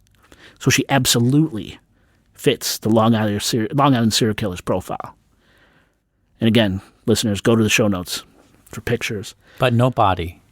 Never found. No pieces. Nothing. Wow. Just gone. Finally, for Vegas, we have Misty Saines. Misty Saines. There's really not a lot of information out there about Misty. I was able to find out that she was 25 years old at the time of her death, and that her partial remains were found wrapped in plastic and cloth off of SR 159, State Road 159, near Red Rock Canyon National Conservation Area in March 6, 2003. Okay. Now, I'm telling you, this fucking case just goes on because we also have a potential Long Island serial killer connection to Atlantic City, New Jersey. In 2006, authorities were on the hunt for a serial killer dubbed the Eastbound Strangler, a name given to the killer based on what direction victims' heads were facing when their bodies were discovered. Wow. Yep. East Side Strangler victims were women ranging in age from 29 to 42 years old. They were all sex workers, heavily addicted to drugs. Their bodies were all found intact, meaning not dismembered. They were laying face down in a watery ditch with their heads pointing east, as if looking at Atlantic City. And all women were fully clothed, but barefoot. They were all spaced 320 feet apart. And there were 4 of them, just like the Gilgo 4. All the bodies were discovered on November 20th, 2006, in various states of decomposition behind the Golden Key Motel on Black Horse Pike in Egg Harbor Township, New Jersey. Just this shitty little no-tell motel just outside Atlantic City. Right.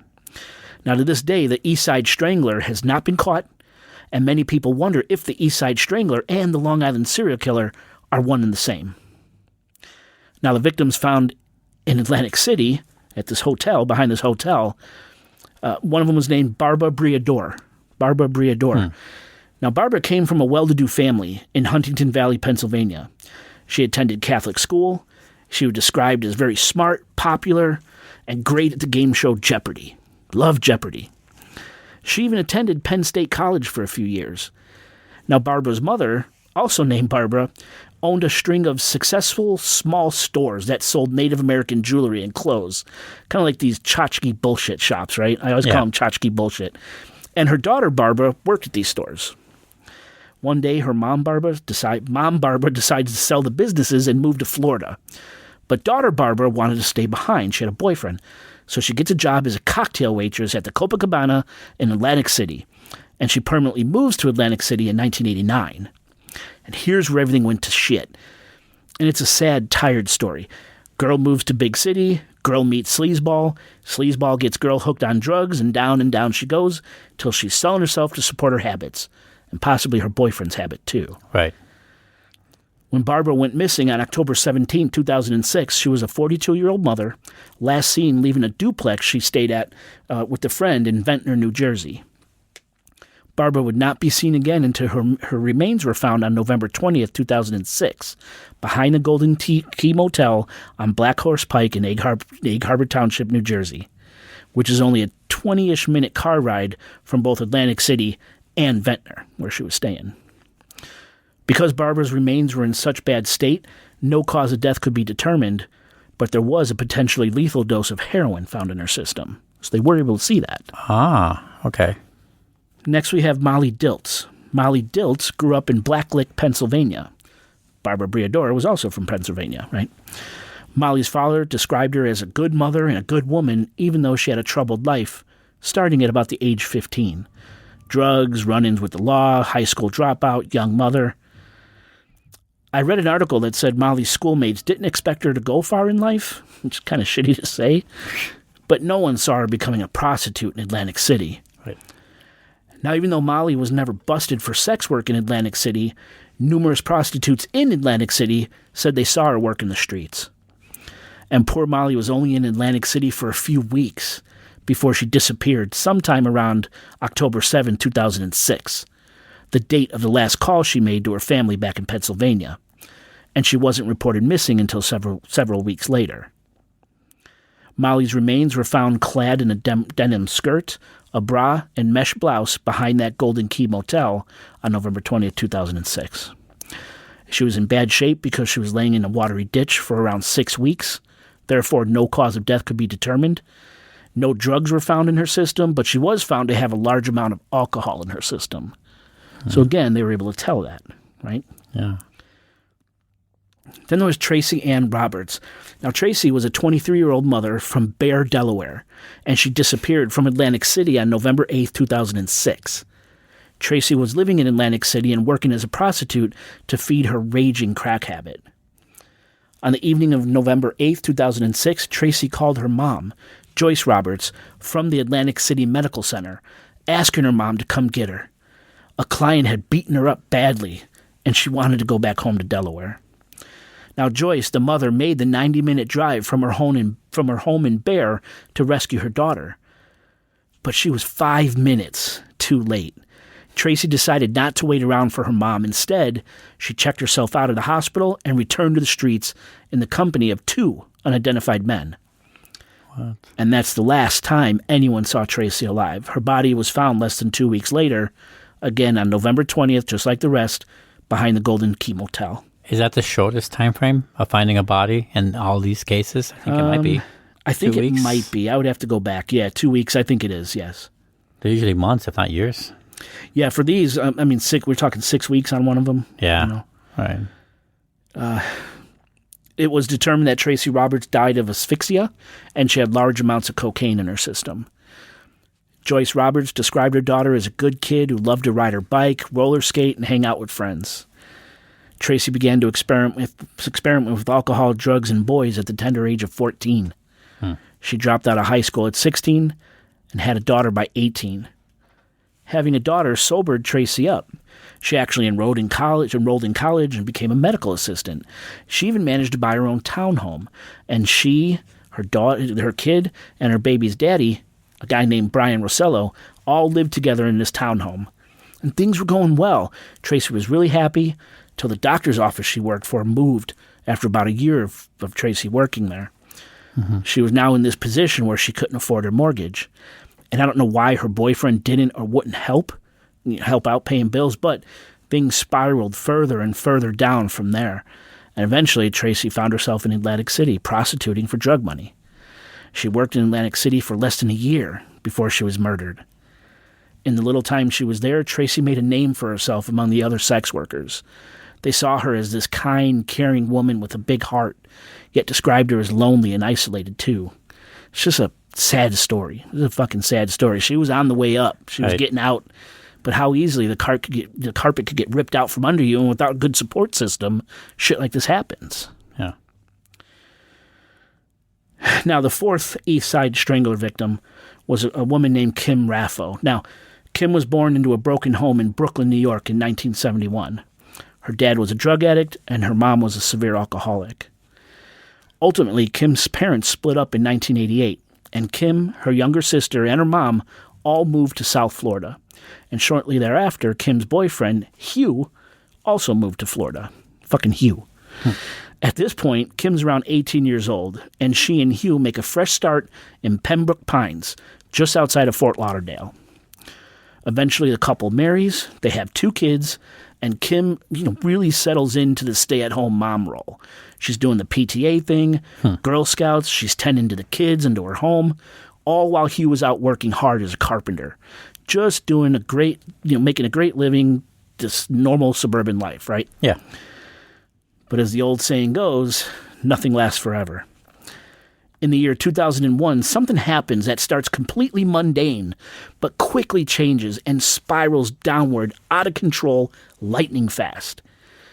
That year, it seems Kim got a little bored, and she decided to enroll in some cooking classes in Hollywood, Florida. While attending these classes, Kim meets a man named Kenneth Bilecki.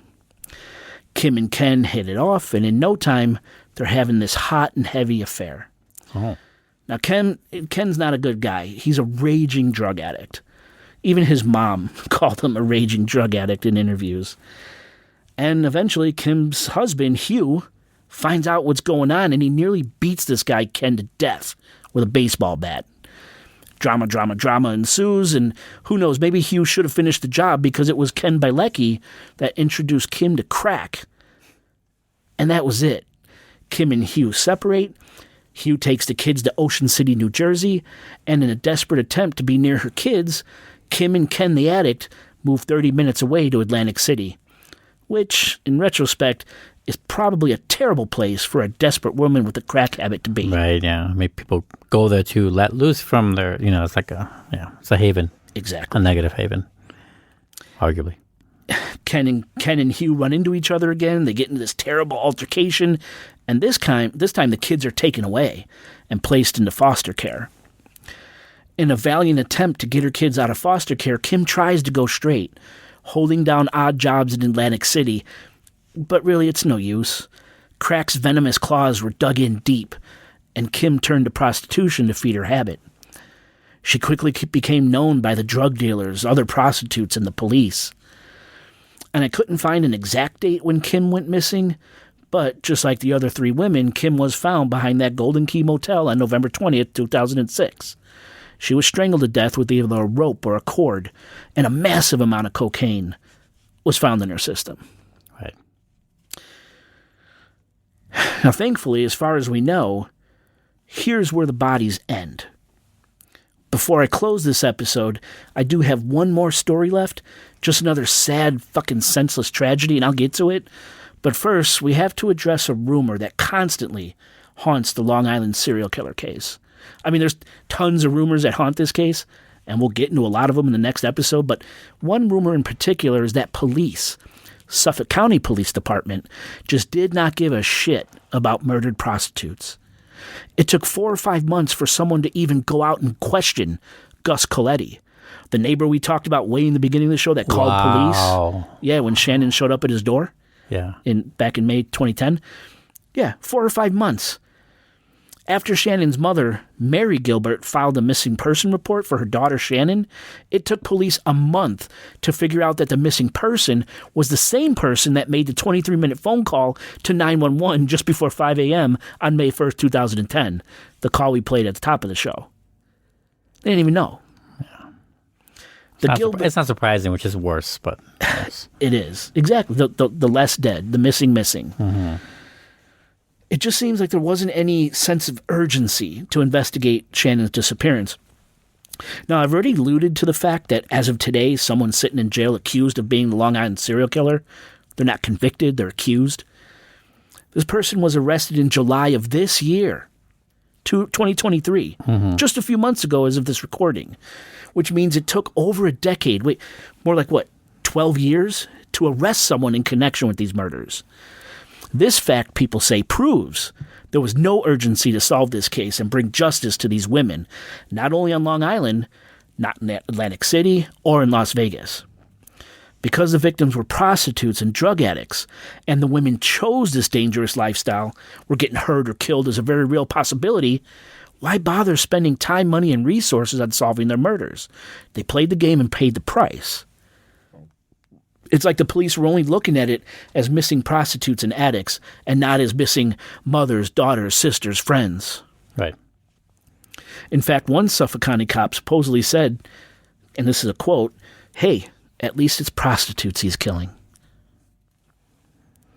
It's this whole idea that sex workers are the less dead, meaning that before their murders, these women were already deemed less important by society.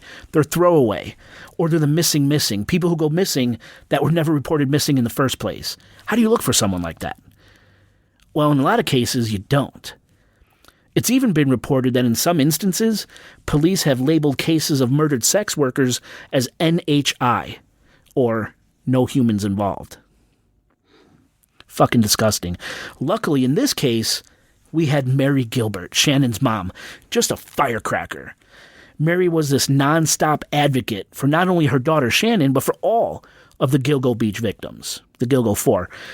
If Mary felt the case was growing cold or being ignored, she would pop up and make a ton of noise, so police would have no choice but to continue in the investigation. She was hard, she was confrontational, she was brash, rough around the edges. But she used the media like an expert to draw attention to Shannon and the others, and she would call out the Suffolk County Police without hesitation. For years she did this. You could see all sorts of news articles, video of her doing this. And sadly, what's fucked up is our last story deals with Marie Gilbert, this advocate, Shannon's mom, in a tragic case of collateral damage. July of 2016, Mary Gilbert was murdered by Sarah Gilbert, one of her own daughters. There were 4 daughters in total. You had Shannon, our unsung hero. There was Sherry Gilbert, Stevie Gilbert, and Sarah Gilbert. Sarah stabbed her mother 227 times with a 15-inch kitchen knife, bludgeoned her mother with a fire extinguisher, and then blast sprayed fire extinguisher foam into her mother's mouth and down her throat. What the fuck? Now, apparently, Sarah had a history of mental illness, hearing voices, suffering hallucinations, schizophrenia, but her symptoms severely escalated when her sister Shannon disappeared. Sarah never recovered from that. So I guess you could say that Mary Gilbert is yet another victim of the Long Island serial killer. If you believe Shannon is one of his victims, of course. 100% a physical victim adds more to their families. 100%. Everyone's a victim in that sense. Absolutely. 100%. And so is Sarah, who's, currently serving 25 to life in prison. There's just such a long string of bodies and victims in this case. It's just simply unbelievable. And wait until you hear the next episode with the suspect list. Again, just simply unbelievable. That's what I have for the victims, part 1. Yeah. Well, obviously, I have many questions. Let's if you're up to asking some questions, I might pour a little whiskey while you're doing I have so. one that leads into another. So. I hope I could answer some if I have to go back through some notes here, but... No. It's okay. It's actually pretty easy. I don't think you'll have to go through your notes. Although you could pretend while you think of an answer. That's also a tactic people use. I wrote a couple things. So... From the Gilgo murders. I think it was from the Gilgo murders. It might have been the other one, the Ocean View one. I'm not sure. The killer taunts. Yes. The sex worker friend. Right? It was a sex worker friend or family? Well, to both. Right, so Maureen Brainerd Barnes' friend received a call from the man who said she's at a whorehouse, which is a very... Old-fashioned? Yeah. I'm with you on that. I thought the same thing. Yeah, so this is an older man. For sure. Well, yeah. I mean, some of these murders go back to a long time. Well, not a long time. To the 90s. The 90s, yeah. Yeah. I mean, which I know it doesn't sound right, but it's 30 years ago. Isn't that fucked up, dude? I read something today that said Paul Rudd is as old as Wilfred Brimley was when he did... The Thing? Was it Batteries Not Included or some shit like that? I don't know. I only know The Thing. It's so fucked up to think about. But yeah, the 90s. So this does go back a while. But yeah, someone called Maureen's friend and then Melissa Bartholomew. Her sister got a call. The one that said, hey, are you a half-breed? My burner, right? From these burner phones. Yeah, are you a half-breed? I'm going to watch your sister rot. I did rape her, blah, blah, blah. Yes. Yes, this is the killer. And the cold kind of Long Island accent way, right? Yeah, heavy New York, Long Island accent, they said. Okay. So, as far as I know, I listened to your story. Well, I listened to the whole thing. Obviously, I'm here. I didn't hear any other case of anybody else doing that. No. Yeah, those were the only two that we know of. Well, I know it's 2 occasions, but it's of the same victim. So it's one victim. Yeah, so... That could be significant in a way. Well, let me expound a little bit. As far as I know, the... Maureen Brainerd Barnes' friend received a call. Right. From what I understand, Melissa Bartholomew's sister received a string of calls. Many calls were made to this girl. Not just there's not just 2 calls. There's a lot of calls. Taunting calls. Yeah, you're right. Okay, yeah. But mostly to Melissa Bartholomew's sister. Okay. First of all, does that seem strange to you? No, I mean this is a sick motherfucker who loves pain, suffering, control. This is a way to control the narrative. This is a way to control. Would you call this like an odd curveball in the story that he doesn't do the same kind of thing to any other victim? Well, that's going. Or does it speak to different people? That's what I was going to say. That's going on the thought that we believe he is this one person doing all this. Sticking with me on this. Can it also maybe give an insight as to who was that victim again? Which one? The one that he made the calls to their family? One was Melissa Bartholomew. That was the sister that received multiple calls. And then the other one was Maureen Brainerd Barnes. That's the one whose friend received a call. But about whose death, though?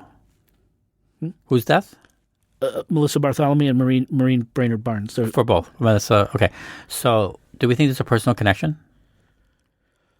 I don't think so. I don't think so. Why not? I just think it's the killer being a sick fucker. That's it. Just to cause more chaos. Simply to and cause then more never chaos. try it again.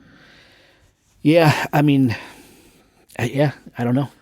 I definitely think he's older because he's pretty established. Like I said earlier, I mean the fact that the separation. Do we think the dismemberment? So okay.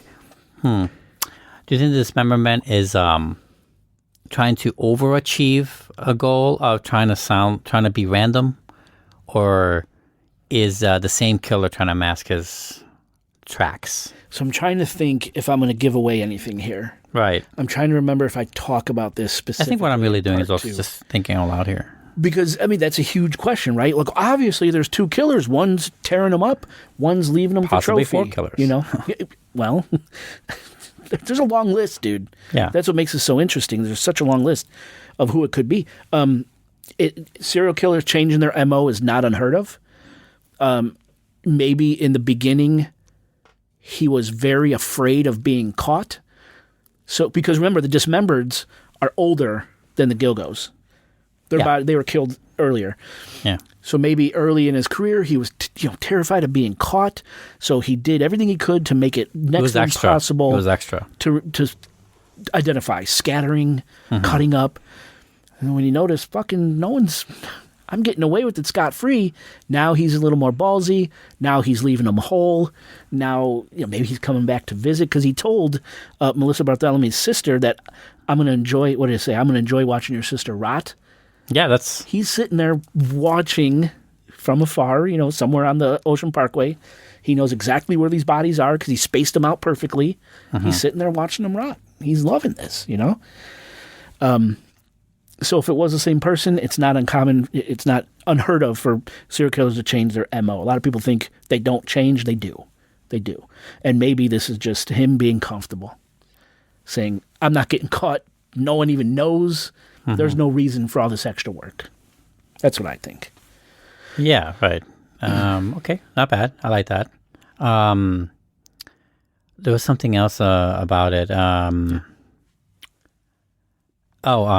It's funny, not funny, haha, funny, sad, that a lot of this would never be an issue if we regulated and legalized sex working.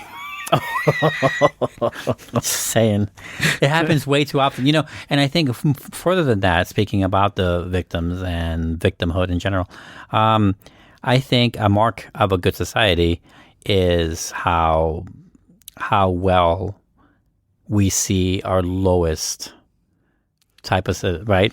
That's heavy. Our lowest citizen. Wow. And if, since we're not seeing them at all, seems like it's really speaks more about how bad the society is around them. It's like that old adage about sports. I know this about soccer mainly, but I'm sure it applies to any sport that has teams, is that a team is only as good as its worst player. Yeah. Right? A country is only as good, or society is only as good as its worst, what would that be called? Its worst type, its worst... I guess, yeah. Stance is worse. So, I don't know, whatever that word, whatever the player.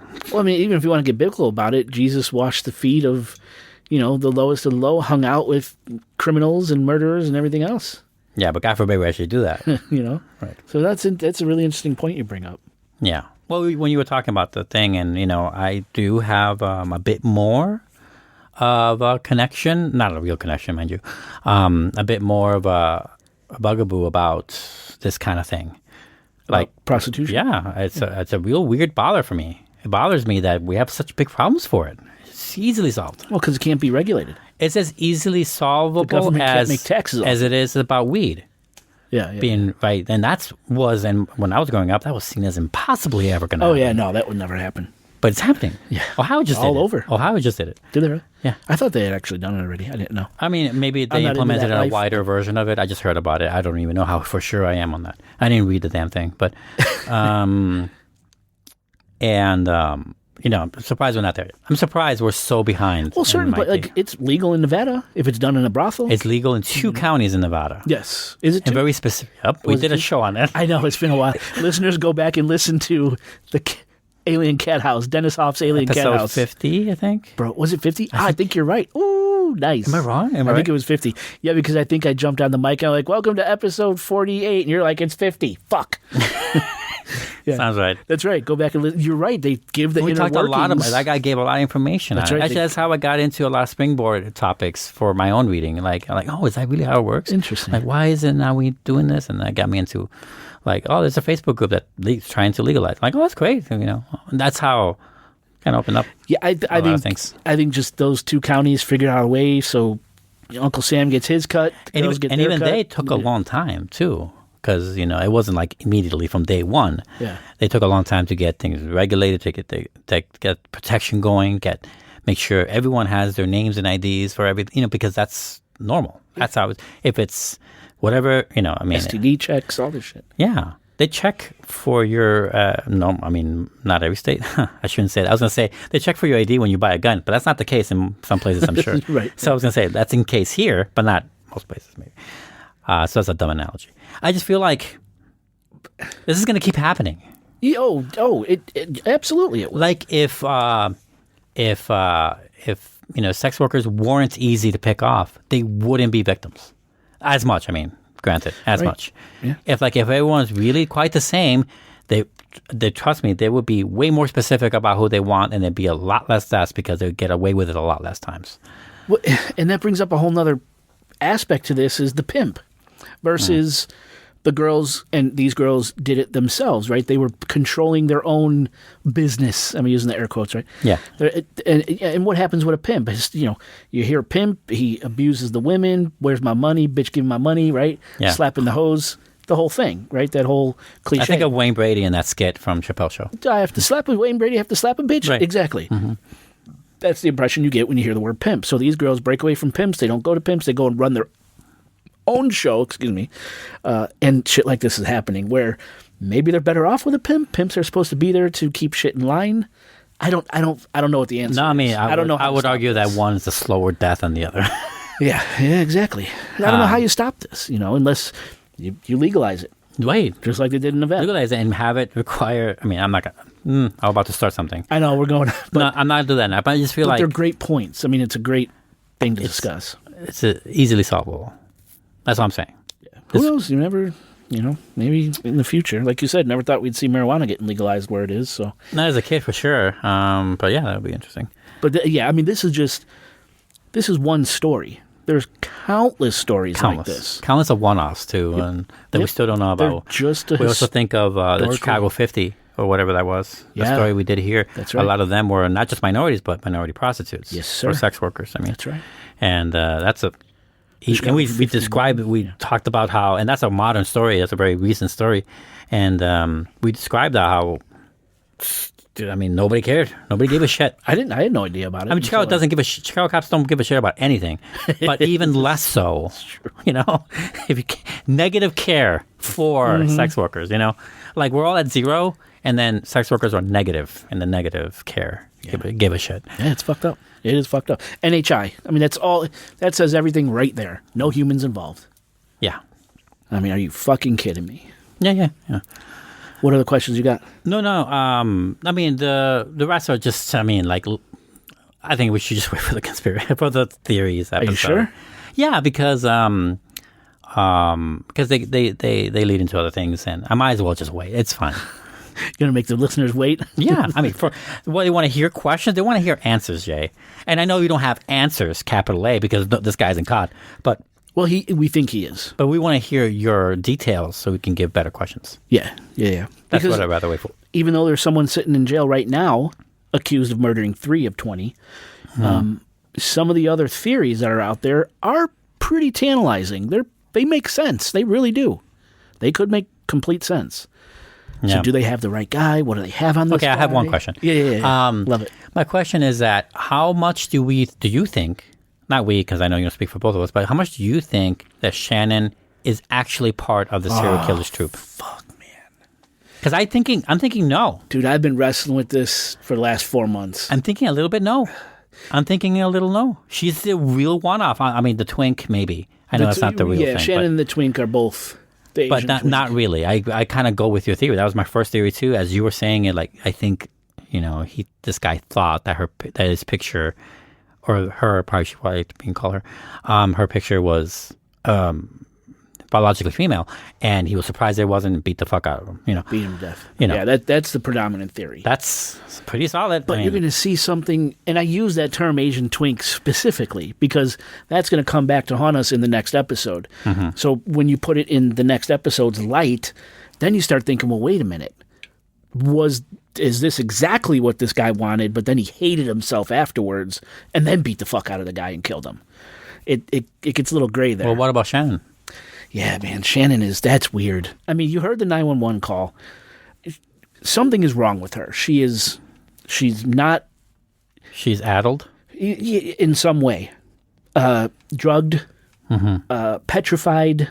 I'm leaning more towards drugged, but no drugs were found in her system. So what was fucking wrong with her on that call? Did you look up drugs that go away from their system fast? I didn't. Okay. No.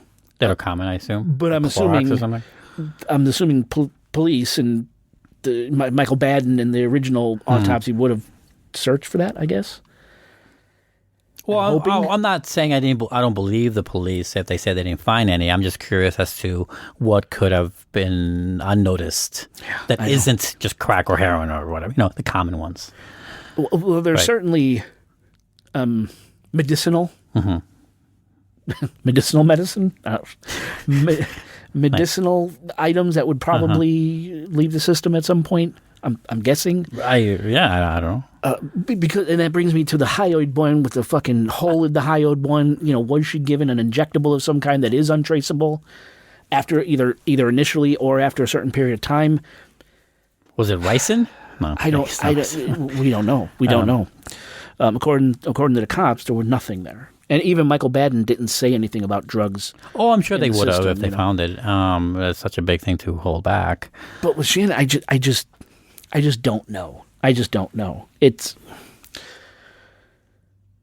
when you hear that 911 call, there is not a ruckus in the background, a party, men's voices, drunk and fucked up. You hear Michael Pack for a little bit, and you hear Joe Brewer for a little bit. And then there's Shannon, of course, because one of the I'm getting. I see that. There were other people at this house, and there were a party going on, and no parties, and something happened there. She was running from someone specific, but you don't hear that in the 911 call. You hear two people. So I really don't know. Now, I talk about this in the next episode, but Shannon was known to have, just like her sister who killed the mother, they had mental issues. Supposedly, Shannon had, I think, schizophrenia to some degree. Maybe mix that with whatever she was given. She was known to use drugs, they say. So I don't know. You can't tell if someone has weed, right? Can you? I don't know. I'm not in the... If you freebase something compared to injecting something, that's way different. Is it going to stain the lungs? Are you really going to find that in there easier? I don't know. I really don't know biology. I'm just saying. Yeah, I don't. I'm not educated enough on it to speak I am prepping our listeners because I feel like my right now statement is to say that Shannon might be too coincidental, might be not an actual victim. And a circumstantial thing that led to opening all this wide open. Sure. Yeah. That's great, in a way, the unsung hero aspect. Not that I want anyone to die to find the deaths of others. That's not a good thing. No. But that's not what you're saying. Yeah. I think that she might be... I'm not saying it was her. I'm not saying what the cop said either, that it was an accident that she drowned herself. I'm not saying that either. I'm just saying that her death may have nothing to do with anyone else. Yeah. And you could be totally right, man. Yeah. Anyway, that's my little theory going into the second part here. If I go with Michael Baden's theory... then yeah, she's part of it. She was murdered because that hyoid one, right? Right. And then there was like I've said it a few times, and I apologize, but there's that hole in the hyoid bone that ties to potentially a potential suspect that we'll talk about in the next episode. Can't wait. Foul play. Can't wait. Well, then that's the other question too. Was it the Long Island serial killer, or was it someone else who killed her? Yeah. We'll probably never know. I guess I got to stop there because now we're getting into revelations for next episode. I want to. It's like right there. I know. Unless we just power through and record that next episode right now and we'll see. Satisfy you. Yeah. I mean, I definitely want to know. Anyway, but yeah, I got nothing else. I'm good. It's okay. Yeah. Well, hey, listeners, Oscar, I hope you liked the episode. I hope you liked the topic. I do. Stay tuned for the next episode. It's a doozy. It is a doozy. And check the show notes for photos. Send us an email if you have any thoughts or questions about this episode. Contact at Chicago Ghost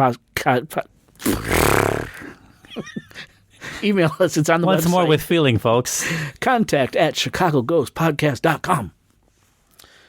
And with that, I will say, Oscar, take us home. Fuck, he remembered.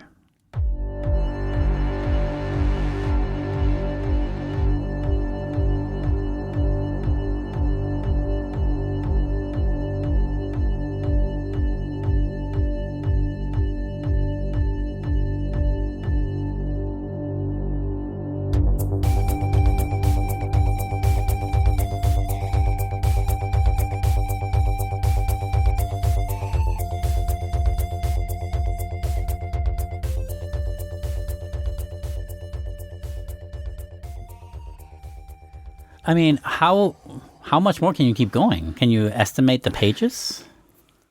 Oh, I could probably easily do another 10, 15 pages. Really? There's so many twists and turns and minute details in this case. It's crazy. So many Kind of want to know that. theories, so many... It's nuts. It's nuts. I love it. It's a horrible thing to say, but I love it. It's a wonderful There's story. an audience for this, of course. Yeah, And not even a niche audience, mind you. No. We never cheersed. No, we didn't. And if you're going to open that monster, probably crack it now, right? I did crack Or it. unless you want to crack it on camera, on video. Oh, you did? Did you try it? Video? No, audio. You said camera, then video, which arguably mean the same thing. See, I'm tripping over my words already. Did you try the monster? Mm-hmm. Did you like it? It's okay. Yeah. Okay. Maybe I wanted it a little better. Maybe I expected too much. But it's still good. I'll drink good. it. Yeah. For me, they go down way too easy. That's a problem. No, not for me. But I've been drinking a lot of the zero sugar versions of things. So maybe that's also We're getting older, dude. It's a good idea. Yeah. Are you doing that? Not as much as I should, obviously. I mean, obviously me. I mean, not enough either. Yeah. I'm a fucking mess. like a legit mess. Quote your psychiatrist. What do we do? Well, I started recording like an hour Did you ago. really? No, but like... So, but I wanted to come back, like, I don't know, like... Let's do a few test ones. Like, I wanted let's to- just start it and we just see how it feels, and when we fuck it up, it's fine. We'll go back and start over. No big deal. Just do it. No, like, I thought, like we run to the mics, like, wait for me, or something. Or- And, like, you hear us, like, sit down all heavy and, like... Oh, I see. Oh, we just ran to get here. I don't know. It's stupid, I know. No, it's not stupid. It just sounds it just seems a little fake. Yeah. And unnecessary. I wanted people to laugh or something. Don't worry. I will make fun of you and people will laugh. Wait, I'll stay with your debilitating age. There as you I go. always do. Okay? Yeah. No, that said, if you want, how about this? How about we start with the material? What do you mean? Start with the material. We'll wait for the opening until after we're done with the material. Oh, I don't know. I don't know. How is that more daunting Because to what you? if we're- All you're doing is reading a fucking script. What is going... Is that keeps It going... does that all the time. But it's not cutting the audio or No, anything? it's not. Remember, that was a word. Okay. Ready for the countdown. I can't believe we're doing this. That's a no. That's a no. Your non-answer is an answer. Yeah. Ooh, it's hot. Let's do this in 5, 4, motherfucking 3, motherfucking 2, 1. I can hear all of that. Oh, God, yeah. No, it's fine. It's fine. I'm really trying to be conscious about the feet thing, like... It's got to Oh be my God, loud, I hear that. right? I mean, it's not loud, but I hear it, yes. Oh, I also brought a new fan to the show. Actually, I think did you really? Maybe several. Awesome. One of my dates. I talking about my podcast to all my dates. Because they all ask me, what do you do? You know, and I'm like, I eventually get around to saying, like, I do podcast. I do it so defeated. Because, like, I do podcasting. I'm like, oh, really? And like, what? I'm like, I used to do this show, and now I do. And they're like, well, you do all that? I'm like, yeah, my partner does most of the research, but I've had binges of reading, you know. And they're like, they just ask me all these things. I'm like, what's the name of it? Like, oh, it's Chicago's own. Right. Kicking rock. Now, actually, I forgot our website for a Chilling good rock. minute there. But, like, if you look up Superman studies, I'm sure I you'll just find grab it. people's phone and put it in for them. Yeah, I should just do that. Not only that, but you guys just don't seem to age. Like, Yeah. I don't see age on your guys' face. I don't know how he does it. I know how I do it. I just not married, no kids. Easy. I know why I do it. I know why it's because for me. I don't know how he does it either. I don't know how he does, because he's both those things. And he's lived pretty rough. Like he's had a rough he's couple of put rough his body times. through the ringers. Yes, you know, and yes. he looks good. Dude, at work, he has more energy than anyone else there, and he's like Does he one really? of the seemingly.